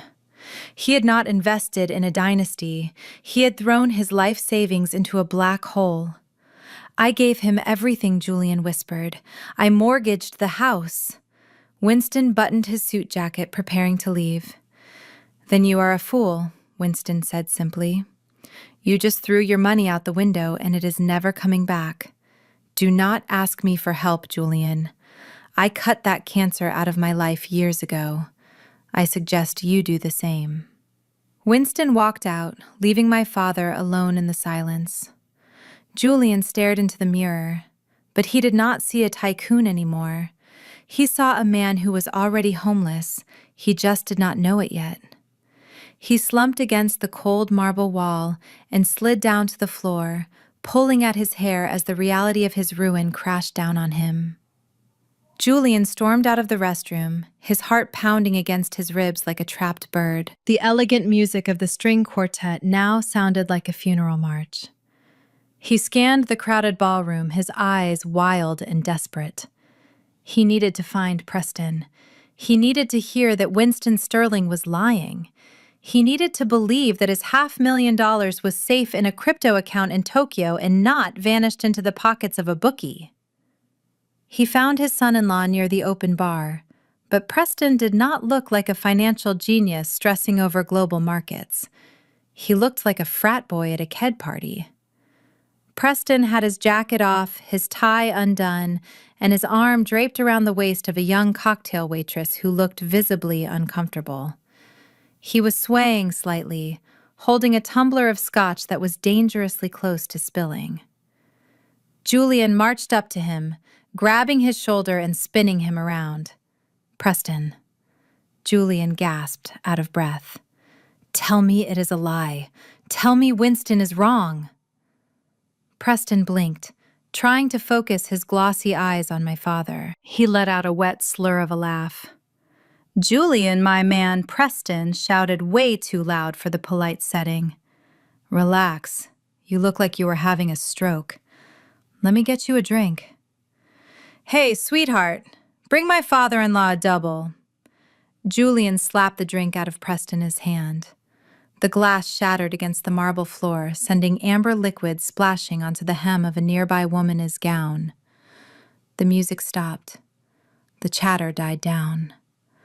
All eyes turned to the commotion. "Where is my money, Preston?" Julian screamed, his voice cracking. "Where is the mortgage money? Your father said you are a broke gambler. He said you have not had a trust fund in 5 years. Tell me he is lying." Preston's face changed instantly. The sloppy drunk mask fell away, revealing something much uglier. He shoved Julian backward hard enough that my father stumbled into a waiter carrying a tray of champagne flutes.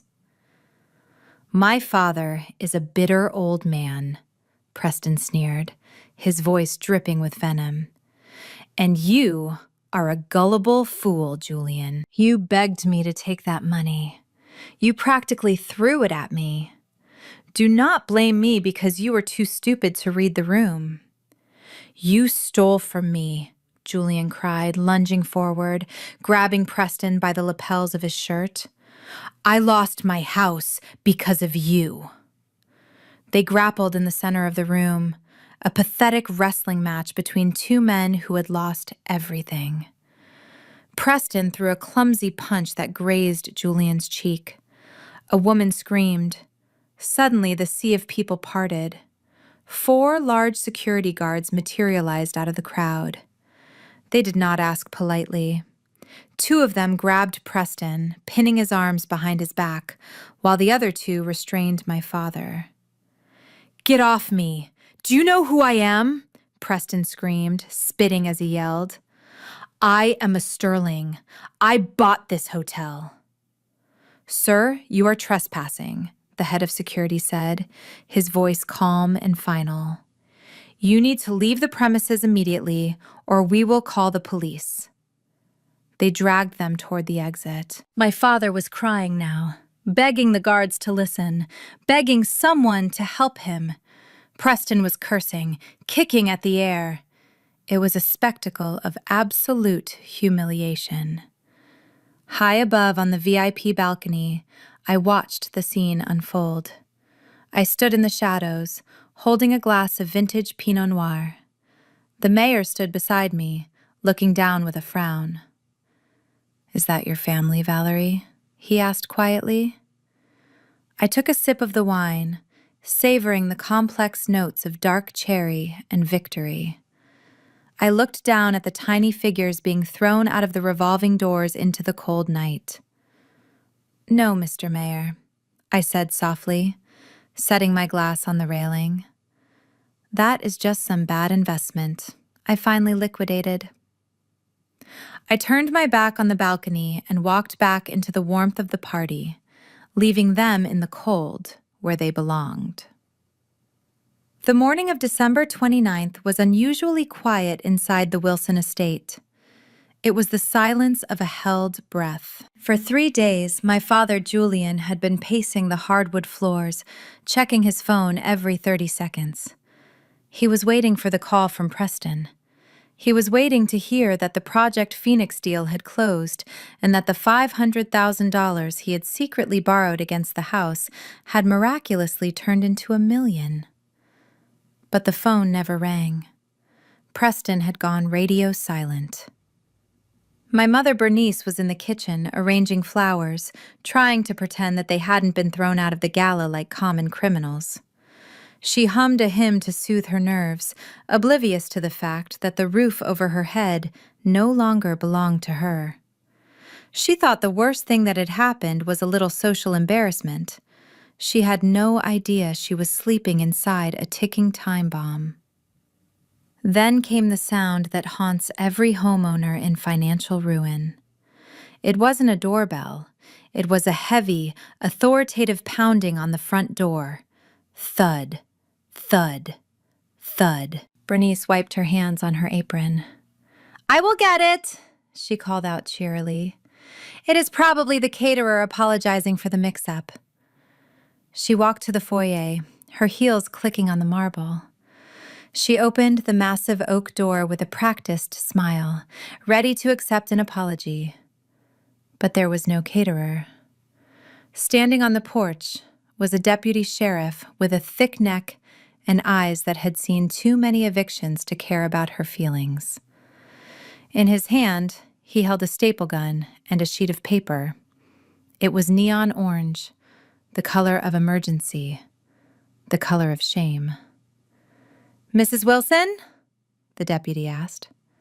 "Yes," she answered, confused. "Foreclosure notice," the deputy said flatly. Before she could even protest, he slapped the orange paper against the dark wood of the door, right at eye level. Thwack! Thwack!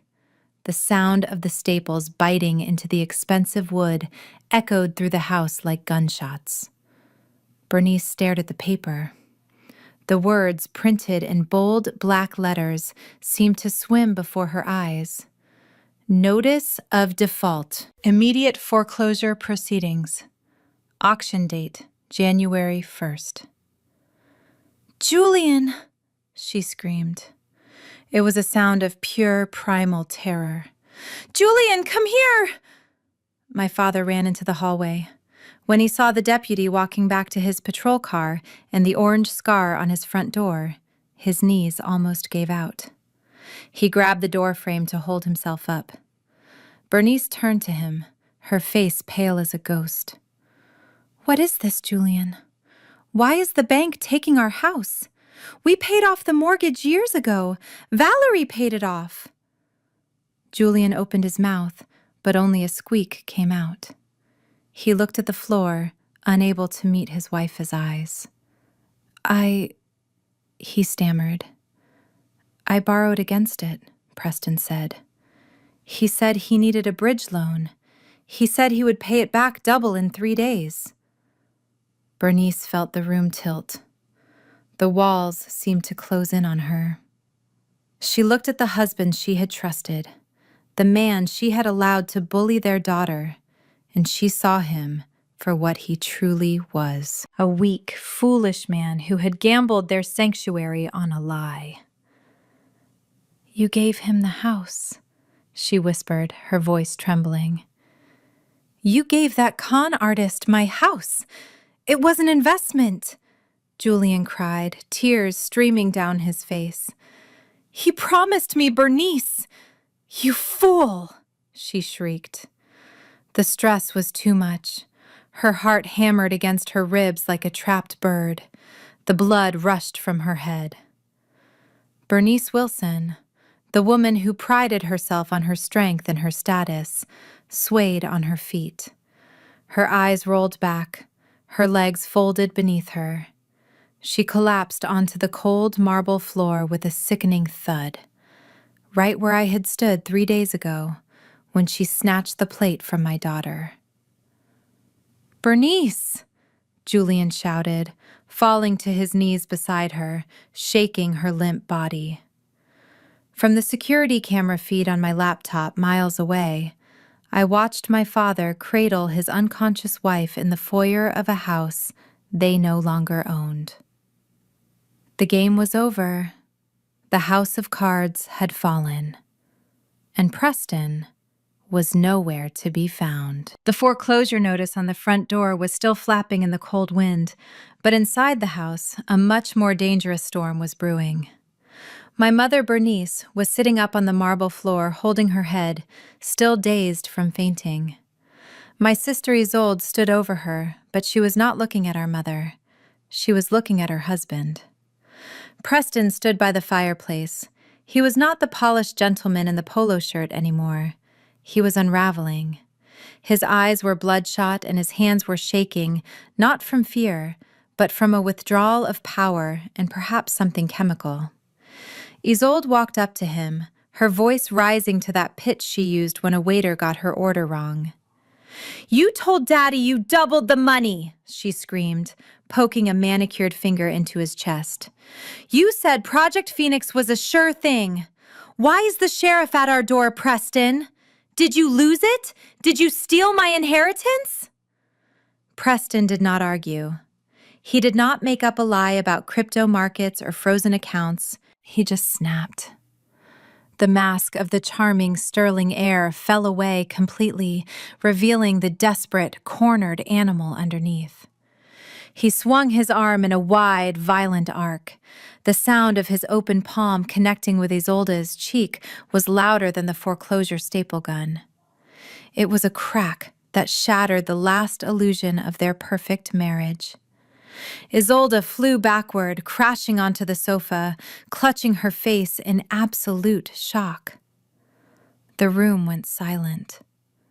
Even my mother stopped moaning and stared at her golden son-in-law in horror. "You shut your mouth!" Preston roared, his voice unrecognizable. "Do not you dare question me! You think I wanted to deal with your pathetic little problems? I did you a favor marrying you." He kicked the heavy glass coffee table, sending a crystal vase crashing into the wall where it shattered into 1,000 pieces. "You people make me sick," he spat, pacing around the room like a caged tiger. "Walking around here in your fake designer clothes, acting like you own Atlanta. You are nothing but trash wrapped in tinfoil. I gave you a name. I gave you credibility. And what did you give me? A mortgage that barely covered my interest payments." Isolde began to sob, a low, terrified sound. "Why, Preston," she whimpered. "We loved you." "Love?" Preston laughed, a cruel, dark sound. "You loved my last name. You loved the country club access. You are parasites, all of you. You bleed me dry and then you complain when the well runs empty. Your father is a gullible idiot who practically begged me to take his money. And you..." He grabbed a framed wedding photo from the mantel. It was a picture of them cutting the cake, smiling and looking like the perfect couple. He looked at it with disgust and hurled it into the fireplace. The glass broke and the frame cracked. "You are useless without my money," Preston sneered. "You have no talent. You have no job. You are just a weight around my neck. And now, because your sister decided to play God, I am drowning." He walked over to the liquor cabinet and swept his arm across the shelf. Bottles of expensive scotch and brandy crashed to the floor, creating a pool of broken glass and alcohol fumes. "I am going out," Preston announced, stepping over the wreckage. "Do not wait up. And if either of you calls the police, I will tell them you attacked me. Who do you think they will believe? The sterling heir? Or the family getting evicted for not paying their bills?" He stormed out of the room, leaving his wife and mother-in-law huddled together in the ruins of their living room, surrounded by the shards of their broken dreams. For the first time, they realized that the monster was not the bank. It was the man they had invited to dinner. The concierge called up to my suite at 10 in the morning, his voice hushed and apologetic. He told me there was a woman in the lobby causing a disturbance claiming to be my mother. I told him to send her up. I did not do it out of kindness. I did it because I wanted her to see the view from the top before she hit rock bottom. When the elevator doors slid open, Bernice Wilson stepped out. She did not look like the grande dame of Buckhead anymore. Her signature Chanel suit was wrinkled as if she had slept in it. Her eyes, usually sharp and critical, were swollen shut from crying. She looked small. She looked defeated. "Valerie," she choked out, rushing toward me with her arms outstretched. "Oh, thank God! I knew you would not abandon us. I knew you were still my good girl." She tried to embrace me, to wrap me in the same arms that had pushed me away for 30 years. I took a step back, my movement sharp and precise. "Do not touch me," I said. Bernice froze. Her hands dropped to her sides. She looked around the penthouse, taking in the velvet furniture, the fresh orchids, the undeniable scent of wealth. Her chin quivered. "Valerie, please," she begged, tears spilling onto her cheeks. "The bank is taking the house." The sheriff put a notice on the door. "Your father made a terrible mistake. He listened to Preston. That man destroyed us, Valerie. He gambled everything. We have nowhere to go. You have to help us. You are the only one who can fix this." She fell to her knees on the plush carpet, clutching at the hem of my silk robe. "I am your mother," she sobbed. "I gave you life. I carried you inside me. You cannot let your own parents sleep on the street. It is winter, Valerie. Have mercy." I looked down at her. I waited for a flicker of sympathy to ignite in my chest. I searched for the love a daughter is supposed to feel. I found nothing, just a cold, empty space where my heart used to be. I walked over to the floor-to-ceiling window and looked out at the city covered in snow. "Get up, Bernice," I said without turning around. "You are ruining the aesthetic of my living room." She scrambled to her feet, wiping her face. "So you will help us? You will pay off the loan?" I turned around slowly. "Do you remember Christmas Eve, Mother? It was only 5 days ago. Do you remember what you did when Mia reached for a piece of bread?" Bernice blinked, confused by the change of subject. "What? That was just stress, Valerie. The Sterlings were there. I was trying to make a good impression." "You snatched the plate out of a 7-year-old's hands," I said, my voice rising just enough to cut through her excuses. "You told us to go sit in the garage because we were not good enough to eat with your guests. You chose appearances over your own grandchild. You chose your precious reputation over my dignity." "I did what I thought was best for the family," Bernice cried, wringing her hands. "No," I corrected her. "You did what was best for your ego. You wanted to look rich so badly that you treated your actual blood like trash." "Well, congratulations, Mother. You got what you wanted. You are free of us." I walked to the door and held it open. "Valerie, please," she whispered. "We have nothing left. We have no money. We have no friends. All we have is our name." I smiled. It was a smile that did not reach my eyes. "Then I suggest you take that name down to the bank," I said. "Walk up to the teller and deposit all that pride you sacrificed us for. Deposit your precious reputation. See if your dignity covers the mortgage payment, because my checkbook is closed." "But where will we go?" she wailed. "I do not know," I said. "Maybe you should try the garage. I hear it has a heater." I closed the door in her face. I listened to her sobbing on the other side for a moment before the security guards gently escorted her away. I went back to the window. It was starting to snow again, and for the first time in my life, I felt completely warm. The living room of the Wilson estate felt like a tomb. The heat had been turned down to save money, and the air was thick with the chill of impending ruin.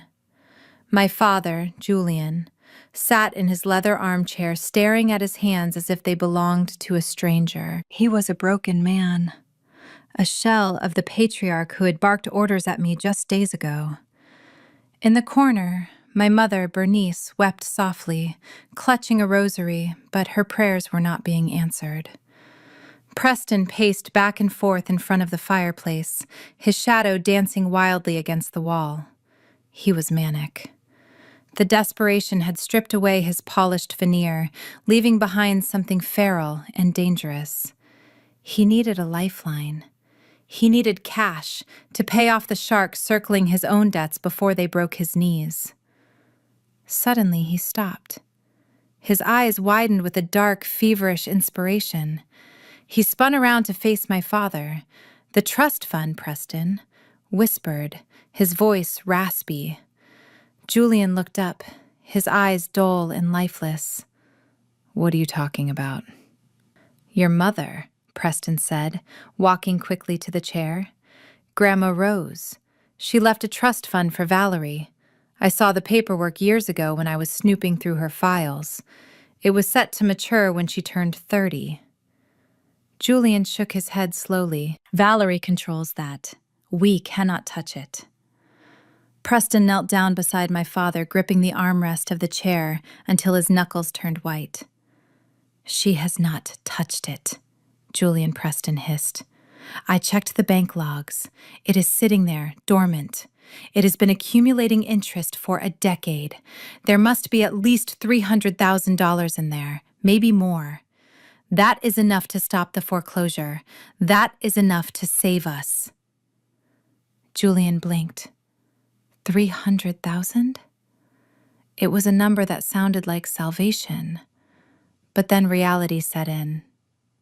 "It is in her name, Preston," Julian said, his voice weak. "We cannot access it." Preston smiled, and it was the most terrifying expression my father had ever seen. It was the smile of a man who had crossed the line of morality and was looking for company. "We do not need her permission," Preston said softly. "We just need her signature. And you know her signature, Julian. You taught her how to write. You have seen it on 1,000 report cards and the corporate seal, the physical stamp she uses for official documents. I bet she left it in her old office here. She left in such a hurry she probably forgot it." Julian pulled back, horrified.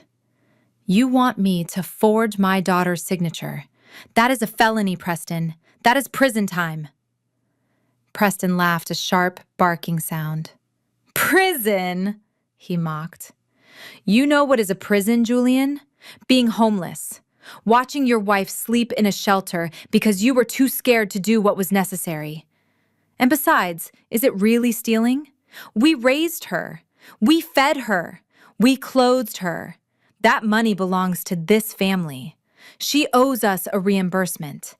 We are just taking what is rightfully ours." He leaned in closer, his voice dropping to a seductive whisper. "Just one check, Julian. We backdate it. We deposit it tonight via mobile app. By tomorrow morning, the house is saved. And Valerie is so rich, she will not even notice a few $100,000 missing. It is pocket change to her." Julian looked at Bernice, shivering in the corner. He looked at the luxury walls he was about to lose. The fear of poverty outweighed his conscience. He looked at Preston and slowly nodded. "Where is the seal?" Julian asked, his voice barely a whisper. Preston stood up triumphantly. "Let us go to her old office," he said. "It is time to make a withdrawal." The wind on the night of December 29th cut through the parking lot of the desolate office park like a knife made of ice. My father.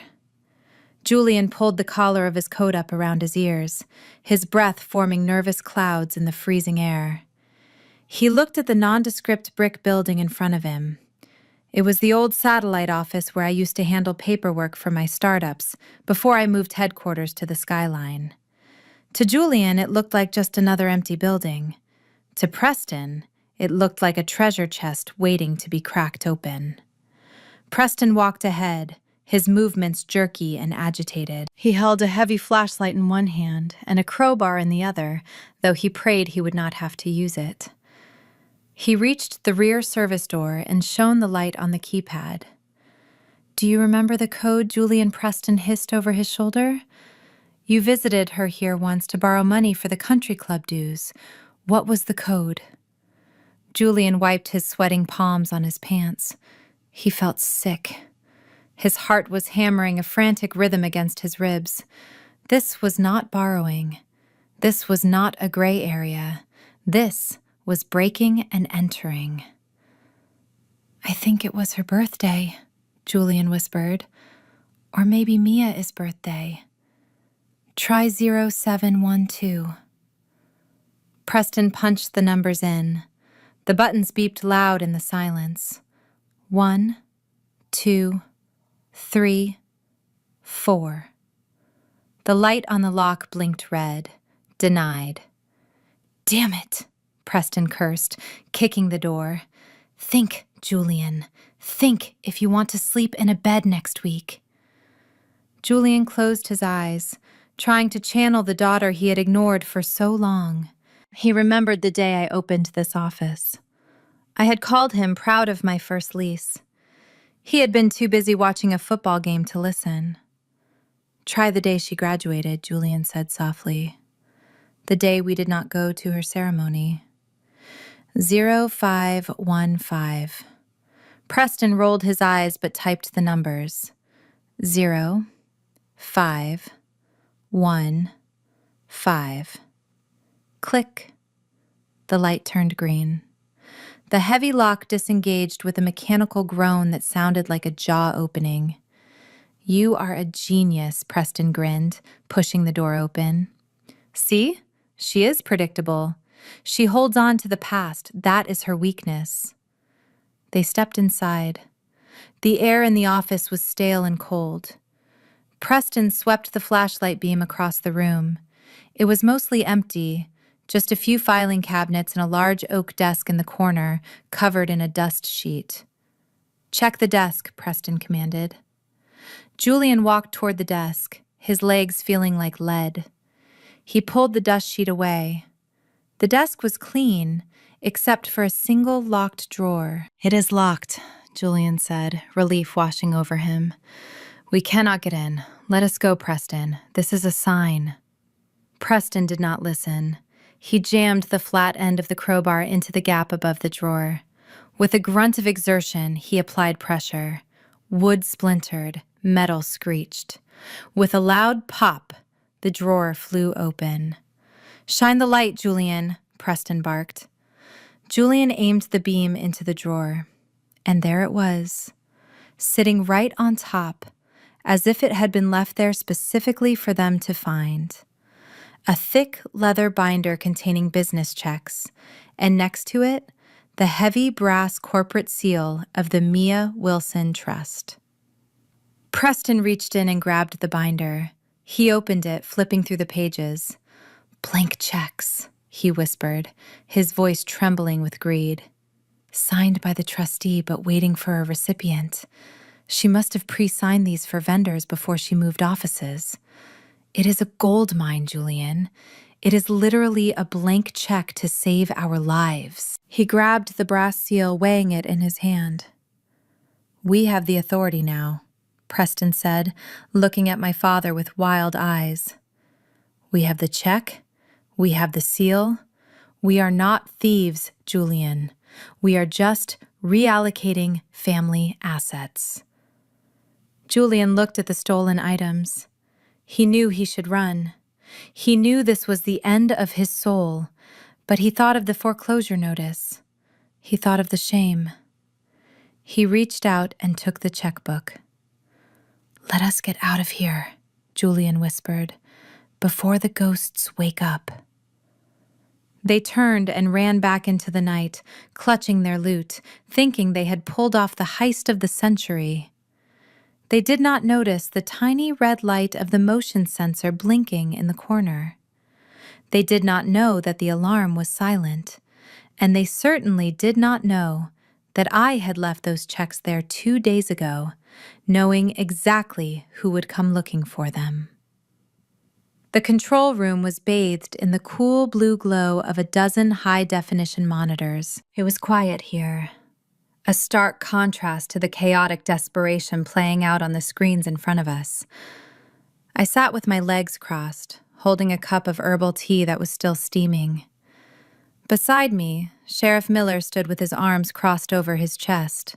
His eyes narrowed as he watched the two figures fumbling around in the dark office on screen 3. On the monitor, my father, Julian, looked like a ghost. The night vision camera turned his skin a sickly gray, and his eyes were wide, frantic white circles. He was holding the flashlight with a shaking hand, while Preston hunched over the desk like a vulture picking at a carcass. We watched Preston pry open the drawer. We watched the wood splinter. The audio feed picked up every sound: the grunt of exertion, the snap of the lock, the heavy breathing of 2 men who were about to throw their lives away. Sheriff Miller leaned forward, his hand instinctively moving to the radio clipped to his belt. "That is breaking and entering, Ms. Wilson. We have them on tape destroying property and trespassing. That is enough to book them right now. My boys are parked around the corner. We can have them in cuffs in 30 seconds. I reached out and placed my hand gently on the sheriff's forearm. It was a light touch, but it stopped him cold. "No, Sheriff. Not yet." Miller looked at me confused. "What are we waiting for? They have the checkbook. They are stealing from you. If you arrest them now, it is just burglary," I said, my voice soft and devoid of mercy. Maybe they get probation. Maybe my father pleads ignorance and says he lost his key. A good lawyer could spin this as a family misunderstanding. That is not justice, Sheriff. That is a nuisance. I pointed at the screen. "Look, Preston is handing him the pen. Watch his hand." On the screen, Julian hesitated. For a second, I thought he might stop. I thought he might remember the daughter he was robbing. I thought he might remember the values he claimed to teach me. But then he uncapped the pen. He pressed the tip to the paper. He began to write. He was not just signing a check. He was signing a confession. By putting ink to that paper, he was crossing the line from a desperate father to a felon. He was committing wire fraud and identity theft. He was forging a document to defraud a federally regulated trust. I watched the pixels on the screen as he finished the signature. I watched Preston hand him the heavy brass seal. I waited until I saw the downward motion of the stamp. Thud. The seal was set. The crime was complete. There was no going back now. They had walked into the cage and locked the door themselves. I took a sip of my tea and leaned back in the leather chair. A smile touched my lips. It was not a happy smile. It was the smile of a chess player who just watched their opponent walk into a mate in one. "Now, Sheriff," I said, setting my cup down on the console. "Now you can go get them. Make sure the sirens are loud. I want them to know exactly when their luck ran out." The crystal chandeliers in the grand ballroom of the Wilson estate blazed with a desperate, blinding intensity on New Year Eve. It was a light meant to banish the shadows of foreclosure and the cold reality of the orange notice that Julian had scraped off the front door only hours earlier. The house smelled of expensive lilies and denial. Julian and Preston had decided to throw the party of the century, not because they had something to celebrate, but because they needed to prove to the world, and perhaps to themselves, that they were still the kings of Atlanta. Julian moved through the crowd of 50 guests with the frantic, manic energy of a man who had just cheated the executioner. He wore his tuxedo like armor. In his pocket, his phone sat warm and silent. He had checked the banking app 10 minutes ago. The deposit of $350,000 showed as pending. To a desperate man, pending meant safe. He believed the lie Preston had fed him. He believed that the check they had stolen from my office was the magic key that had unlocked their salvation. "Drink up, everyone," Julian shouted, his voice booming a little too loud over the jazz band. "There is plenty more in the cellar. The Wilsons are not going anywhere. We are just getting started." He poured champagne with a shaking hand, spilling foam onto the polished floor. He laughed at jokes that were not funny, clapping Winston Sterling on the back. Winston, who had only come to watch the train wreck, recoiled slightly. But Julian did not notice. He was high on the adrenaline of his crime. In the corner near the piano, Preston held court. He looked smug. He had convinced himself that he was a tactical genius. He told a circle of admiring women that he had just closed a massive deal in Hong Kong. It was a little touch and go for a moment, Preston bragged, swirling his scotch. But you know what they say, fortune favors the bold. We had to move some assets around, but the portfolio is stronger than ever.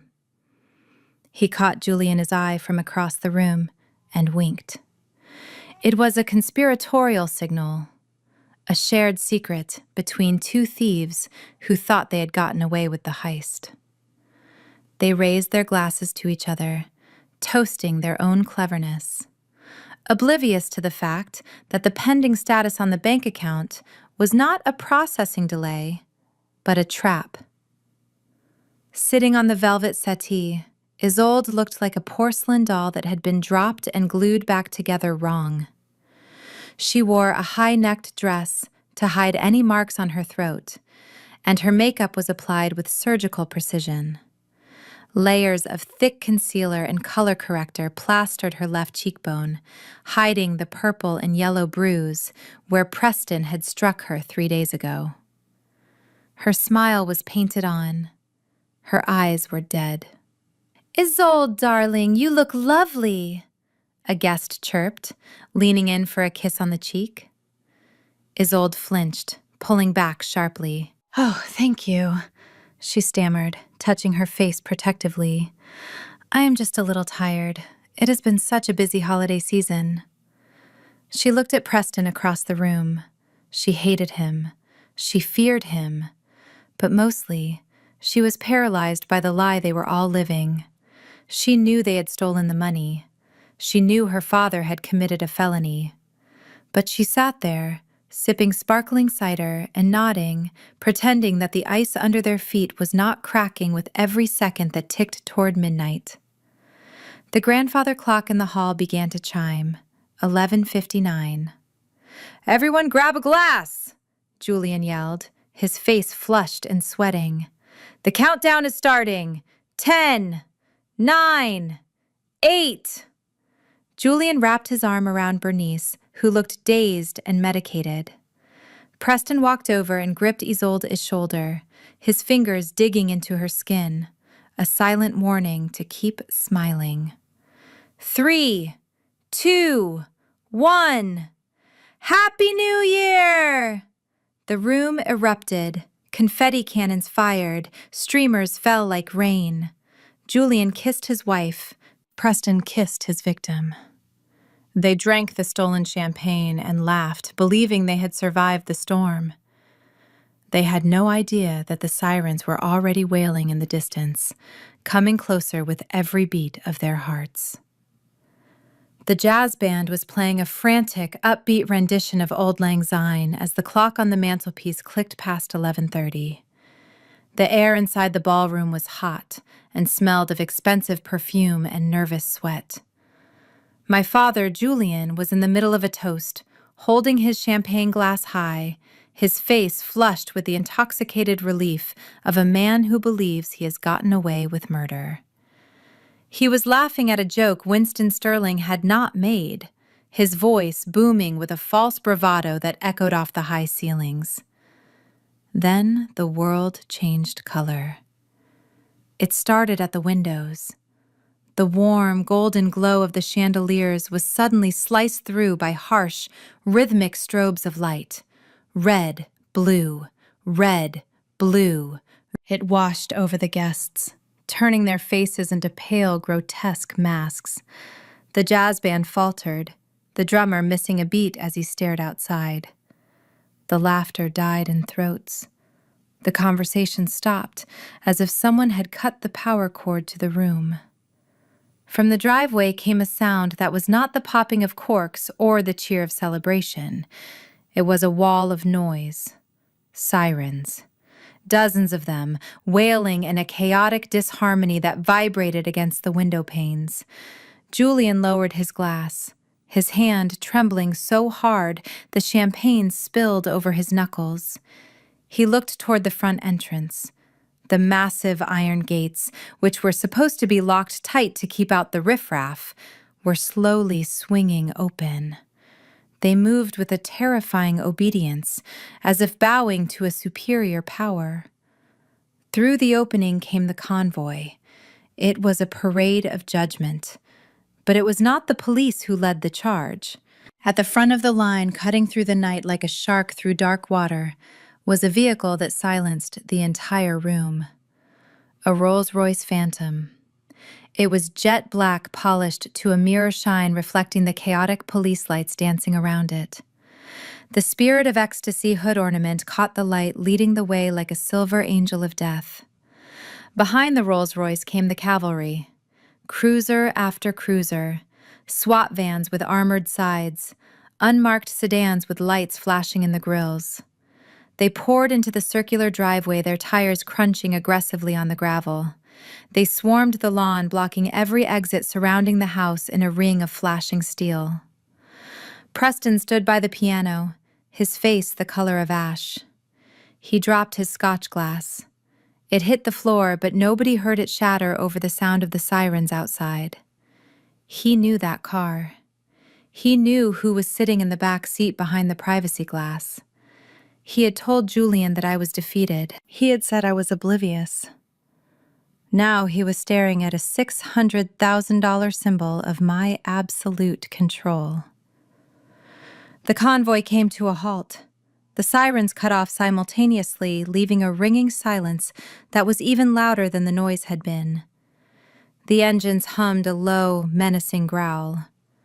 My father took a step back, bumping into a waiter.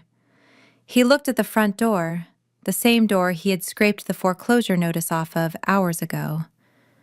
He looked at Preston. For the first time all night, the delusion shattered. The pending deposit was not coming. The crypto deal was a lie. The only thing that was real was the black car sitting in his driveway and the army of law enforcement standing behind it, waiting for the command to breach. Inside the Rolls-Royce, I watched them through the tinted glass. I saw the terror in the windows. I saw the party die. I adjusted the lapel of my coat and signaled to the driver. It was time to go in. The clock was ticking toward midnight, but for my family, time had just run out. The heavy double doors of the foyer did not just open, they yielded. I stepped across the threshold into the house where I had been raised, and the silence that greeted me was heavy enough to crush bones. I did not look at my father, who was shaking by the punch bowl, his face the color of old paper. I did not look at my sister, hiding her bruised face behind a champagne flute. I walked straight through the crowd, my heels clicking a sharp military rhythm on the floor. The police officers flanked me, but they did not touch me. They were my escort, not my captors. I stopped in front of the massive 80-inch television mounted above the fireplace. It was playing a loop of a burning Yule log, a fake fire to warm a fake family. I reached into my coat pocket and pulled out my phone. I did not speak. Words were unnecessary when you had high-definition resolution. I tapped the screen once, mirroring my device to the display. The fake fire vanished. In its place, a grainy black and white feed flickered to life. A collective gasp rippled through the room. The timestamp in the corner read December 29th. The location tag read Mia Wilson, Trust Satellite Office. On the screen, two figures stumbled into the frame. There was no mistaking the hunch of my father's shoulders or the frantic greed in Preston's movements. The audio was crystal clear, amplified by the surround sound speakers usually reserved for holiday music. The guests watched in horrified fascination as Preston pried the drawer open with a crowbar. They heard the wood snap. They heard my father ask if it was a felony.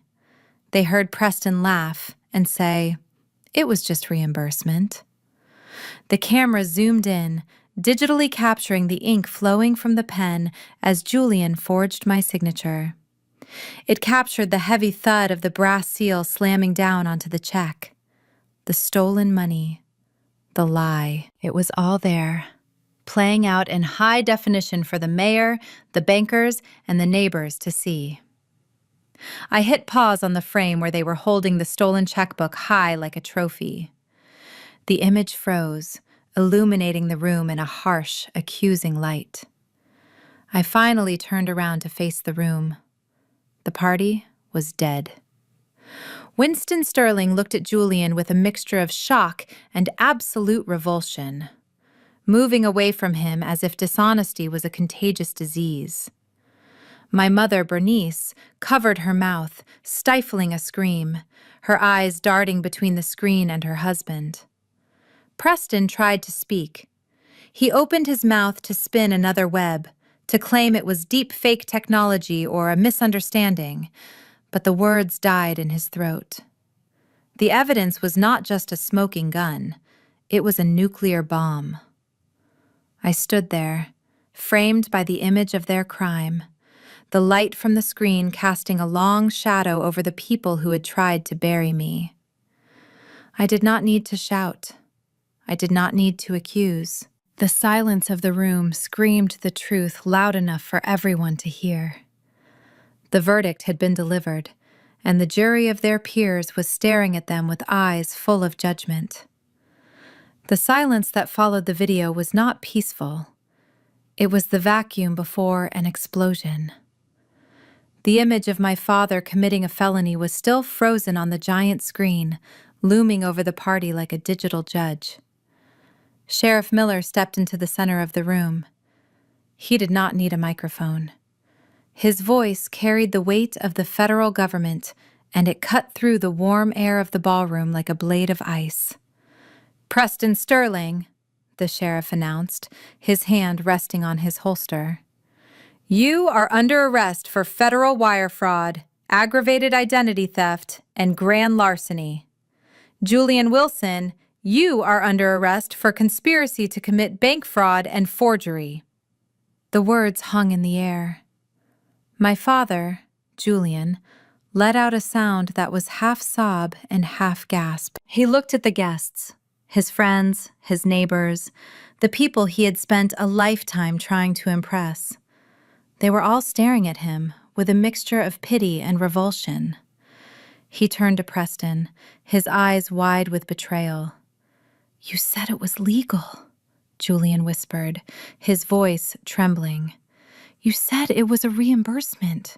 You told me we were just moving family assets." Preston did not look at him. Preston was looking for an exit.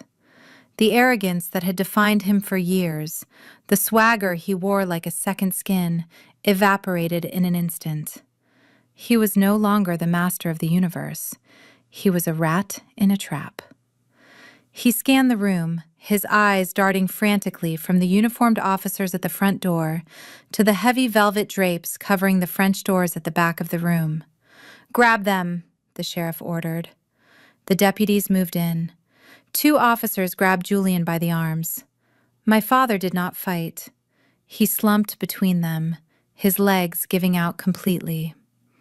The click of the handcuffs ratcheting tight around his wrists was a sharp, metallic sound that signaled the end of his life as he knew it.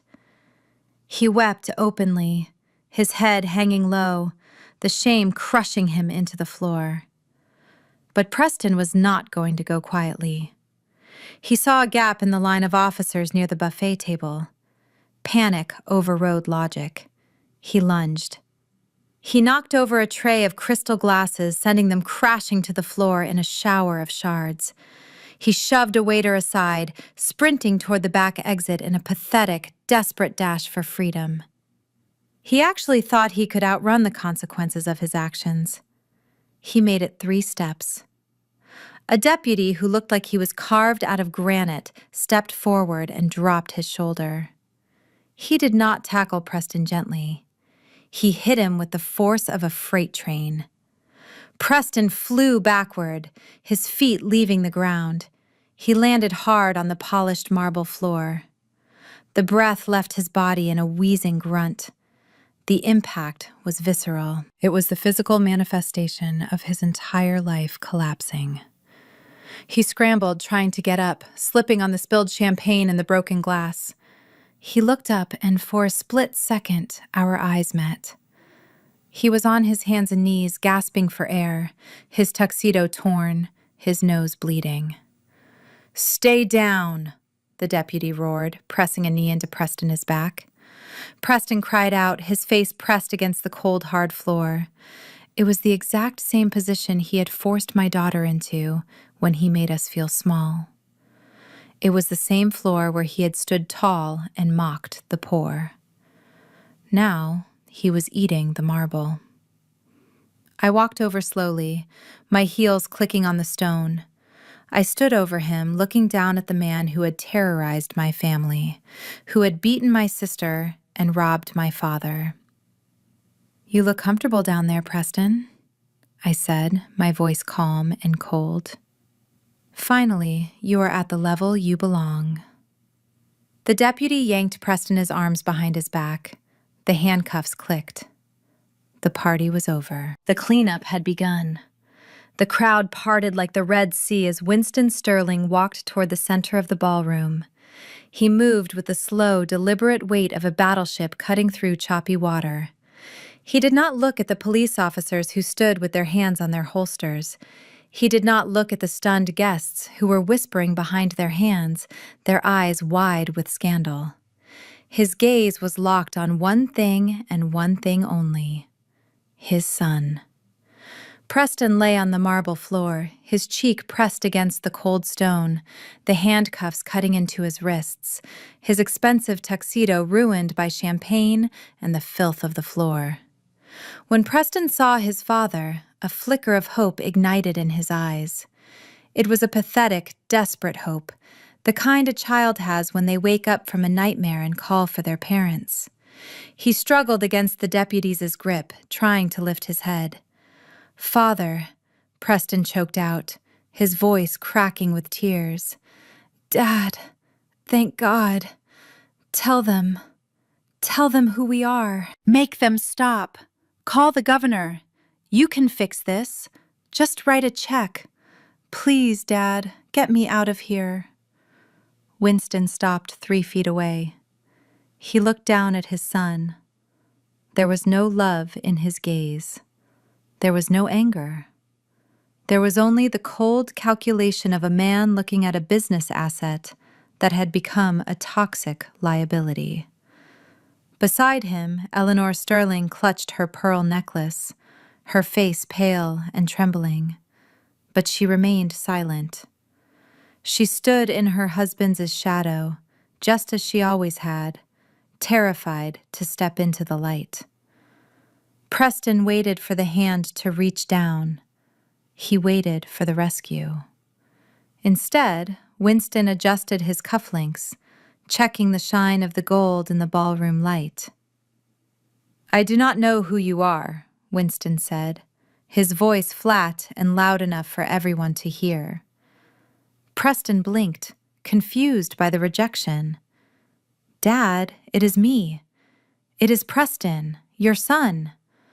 The Sterling family name represents integrity, success, and power, Winston continued, speaking to the room more than to his son. We do not associate with common criminals.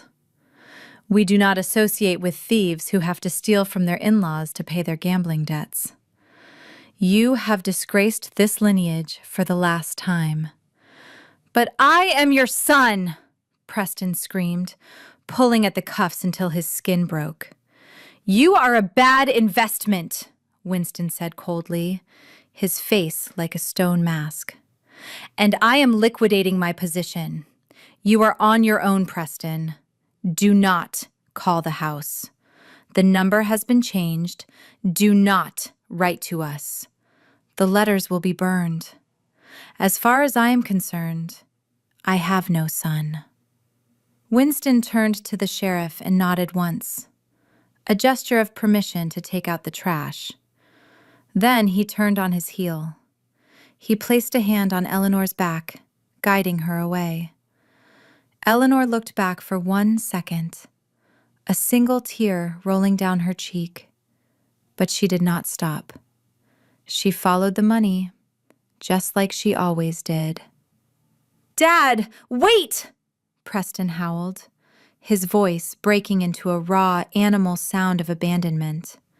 Mom, do not leave me, please! Winston did not break stride. He walked straight past me. He paused for a fraction of a second, his eyes meeting mine. He gave a barely perceptible nod, acknowledging the checkmate. Then he walked out of the double doors, leaving his son bleeding on the floor, screaming for a family that no longer existed. The silence he left behind was heavier than the handcuffs.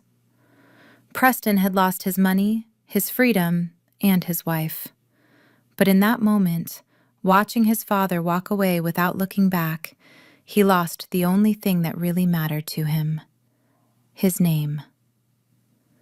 The grandfather clock in the hallway struck the final note of the year. Dong. Midnight. But there was no kiss. There was no clinking of champagne glasses. Instead, the first second of the new year was marked by the harsh mechanical slam of a police cruiser door closing on my father is weeping face. Julian Wilson. The man who thought he could steal his way to salvation watched the fireworks explode over the city through the metal mesh of a prisoner transport van. The sky lit up with brilliant bursts of red and gold, a celebration for the rest of the world, but a mocking farewell to his life of privilege. Inside the house, the party was over. The guests had fled, scrambling into their cars to escape the scandal, leaving behind half-empty glasses and the smell of fear. But for my mother, Bernice, and my sister Isolde, the nightmare was just beginning. The sheriff stood by the front door holding a heavy roll of yellow tape and a padlock that looked like a fist. You need to vacate the premises immediately, the officer said, his voice devoid of sympathy. This property is now under the control of the bank and the Federal Evidence Unit. You cannot stay here. You cannot pack a bag. You have to leave. Now. But where will we go? Bernice wailed, clutching her chest.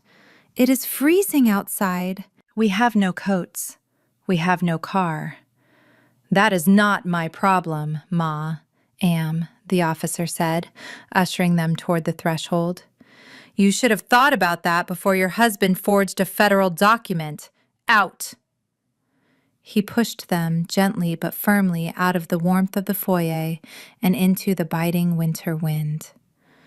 Bernice stumbled in her heels, clutching Isolde for support. Isolde was shivering violently, her thin silk dress offering no protection against the snow that was starting to fall again. Behind them came the sound that would haunt them forever. Bam! The massive oak door, the symbol of their status, the barrier they had used to keep the world out, slammed shut. Then came the scratching sound of the official seal being plastered across the wood. Sealed, Do not enter." They stood there on the front porch, shivering in the dark. The security lights clicked off, leaving them in the shadows. They walked slowly down the long, winding driveway, the snow crunching under their expensive, useless shoes. They reached the curb and stopped. Bernice looked around, bewildered. She looked at the closed gates. She looked at the dark windows of the mansion that was no longer hers. And then she looked down at her feet. "We are here," she whispered, her teeth chattering. "We are right here." They were standing in the slush on the side of the road. It was the exact same spot where they had forced me to park my Honda 5 days ago. It was the exact same spot where they had watched me buckle my daughter into a cold car and told me I was not good enough to eat their food. The universe had come full circle. They were standing in the footprint of their own cruelty. Isolde looked up at the sky. A final firework bloomed, a massive white chrysanthemum of light that illuminated her bruised face and her ruined makeup. She started to laugh, a high-pitched, broken sound that sounded like glass breaking. "Happy New Year, Mommy," Isolde whispered, her voice cracking. Bernice did not answer. She just stood there in the cold, staring at the closed gates, realizing that the family she had tried so hard to protect was gone, and the daughter she had thrown away was the only one who was warm tonight. The cold wind howled around them, and for the first time in their lives, there was no one coming to let them back in. The courthouse smelled of lemon floor polish and stale anxiety, a scent that sticks to the back of your throat long after you leave. It had been 30 days since the sirens lit up the winter sky at the Wilson estate. 30 days of depositions and evidence review that stripped away every layer of my family as pretense. Today was the final act. I sat in the back row, wearing a black trench coat, not hiding, but observing. The gallery was mostly empty. The fair-weather friends who had crowded the ballroom for the New Year Eve party were nowhere to be found. The Sterlings were notably absent. Preston sat alone at the defense table, and for the first time in his life, he looked exactly as small as he truly was. He was not wearing a tuxedo today. He was wearing a jumpsuit the color of a traffic cone, a harsh, bright orange that washed out his pale skin. His hair, usually gelled and styled, was limp and greasy. He kept turning around, looking at the heavy wooden doors, praying for his father to walk in with a high-powered lawyer to save him. But the doors remained closed.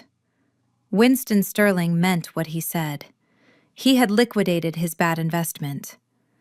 The bailiff announced the arrival of the judge, and we all stood. Judge Harrison was a stern woman with glasses perched on the end of her nose. She shuffled the papers on her bench, the rustling sound echoing in the silence. She looked down at Preston over the rim of her spectacles. "Preston Sterling," she said, her voice devoid of emotion. "You have been found guilty of wire fraud, aggravated identity theft, and grand larceny. You preyed on your own family. You manipulated a desperate man into committing a crime to cover your own gambling debts. The court finds no remorse in your actions, only regret that you were caught." Preston began to shake his chains, rattling against the table. "I sentence you to 10 years in a federal penitentiary," the judge announced. "No possibility of parole for the first 5 years." The gavel came down with a crack that sounded like a gunshot. Preston put his head in his hands and sobbed, a raw, ugly sound that echoed off the high ceilings. He was not crying for the pain he caused. He was crying because he knew he would not survive a week in a place where his last name meant nothing. Then it was my father's turn. Julian Wilson stood up. He looked 20 years older than he had a month ago. His suit was too big for him, hanging off his shrunken frame. He gripped the table to keep from falling over. "Julian Wilson," the judge said, her tone shifting from anger to pity. "You were a foolish man, led astray by greed and pride. You betrayed your daughter and forged a federal document. However, the court recognizes that you were manipulated by a predator." My father looked up, hope flickering in his eyes. "I am sentencing you to 5 years of probation," the judge ruled. "You will not go to prison today." Julian let out a breath, a sob of relief. But the judge was not finished. "However," she continued, "you must make full restitution to the Mia Wilson Trust. The court is seizing your pension, your 401k, and all remaining personal assets to repay the stolen funds and the legal fees. You are avoiding a cell, Mr. Wilson, but you are leaving this courtroom with nothing but the clothes on your back. You are bankrupt in finance and in reputation." The gavel struck again. Final. Irreversible. The bailiff moved in to take Preston away. As they dragged him out the side door, he looked back at me one last time. There was no arrogance left. Just fear. My father walked out the back of the courtroom, a free man by law, but a prisoner of his own shame. He walked slowly, his head down, unable to look me in the eye. I watched them both disappear. The scales of justice had balanced. I buttoned my coat and walked out into the sunlight. The air outside was cold, but for the first time in forever, it felt clean. The beige polyester uniform scratched Isolde's skin, a constant, irritating reminder of how far she had fallen. She pushed the heavy housekeeping cart down the long, carpeted hallway of the St. Regis, the wheels squeaking a rhythm of misery. Her manicured nails were gone, replaced by short, jagged edges and hands that smelled permanently of bleach and toilet bowl cleaner. She kept her head down, hoping the brim of her cap would hide her face from the guests she used to party with. Suddenly, a pair of familiar black stilettos stopped right in front of her cart. Isolde froze. She knew those shoes. She knew the power in that stance. She slowly lifted her eyes. Valerie stood there, looking immaculate in a tailored business suit, holding a file folder. There was no anger in Valerie's eyes, only a cool, distant recognition, like one might look at a stranger. Isolde felt the old urge to scream, to insult, to demand her sister fix this. But then she remembered the eviction. She remembered the hunger. She remembered that this job was the only thing keeping her off the street. Isolde swallowed the bile in her throat. She stepped to the side and lowered her head, staring at the floor. "Good afternoon, madame," she whispered, her voice trembling. Valerie did not say a word. She simply nodded and walked past, leaving Isolde alone in the hallway with nothing but her cart and the crushing weight of her own karma. The peeling paint on the ceiling of the subsidized apartment was a stark contrast to the hand-painted murals Bernice used to admire in her foyer. She sat on the edge of a sagging mattress, wrapped in a scratchy wool blanket that smelled of mothballs. The room was cold, and the radiator hissed and clanked like a dying animal, but it was the only home she had left. On the wobbly bedside table sat a single framed photograph of the family from happier times, back when they lived in a world of illusion. Bernice picked it up, tracing the faces with a trembling finger, realizing too late that she had traded real love for a fake reputation. She reached for her cheap prepaid phone and opened the message chain with Valerie. It was a long scroll of blue bubbles with no gray responses on the other side. It was a diary of unread apologies. "I am so sorry, Valerie," she typed, her thumbs clumsy with arthritis and grief. "Please, just let me hear your voice. I miss you." She hit send and held her breath, staring at the screen, waiting for the phone to buzz, waiting for a sign of forgiveness or even anger.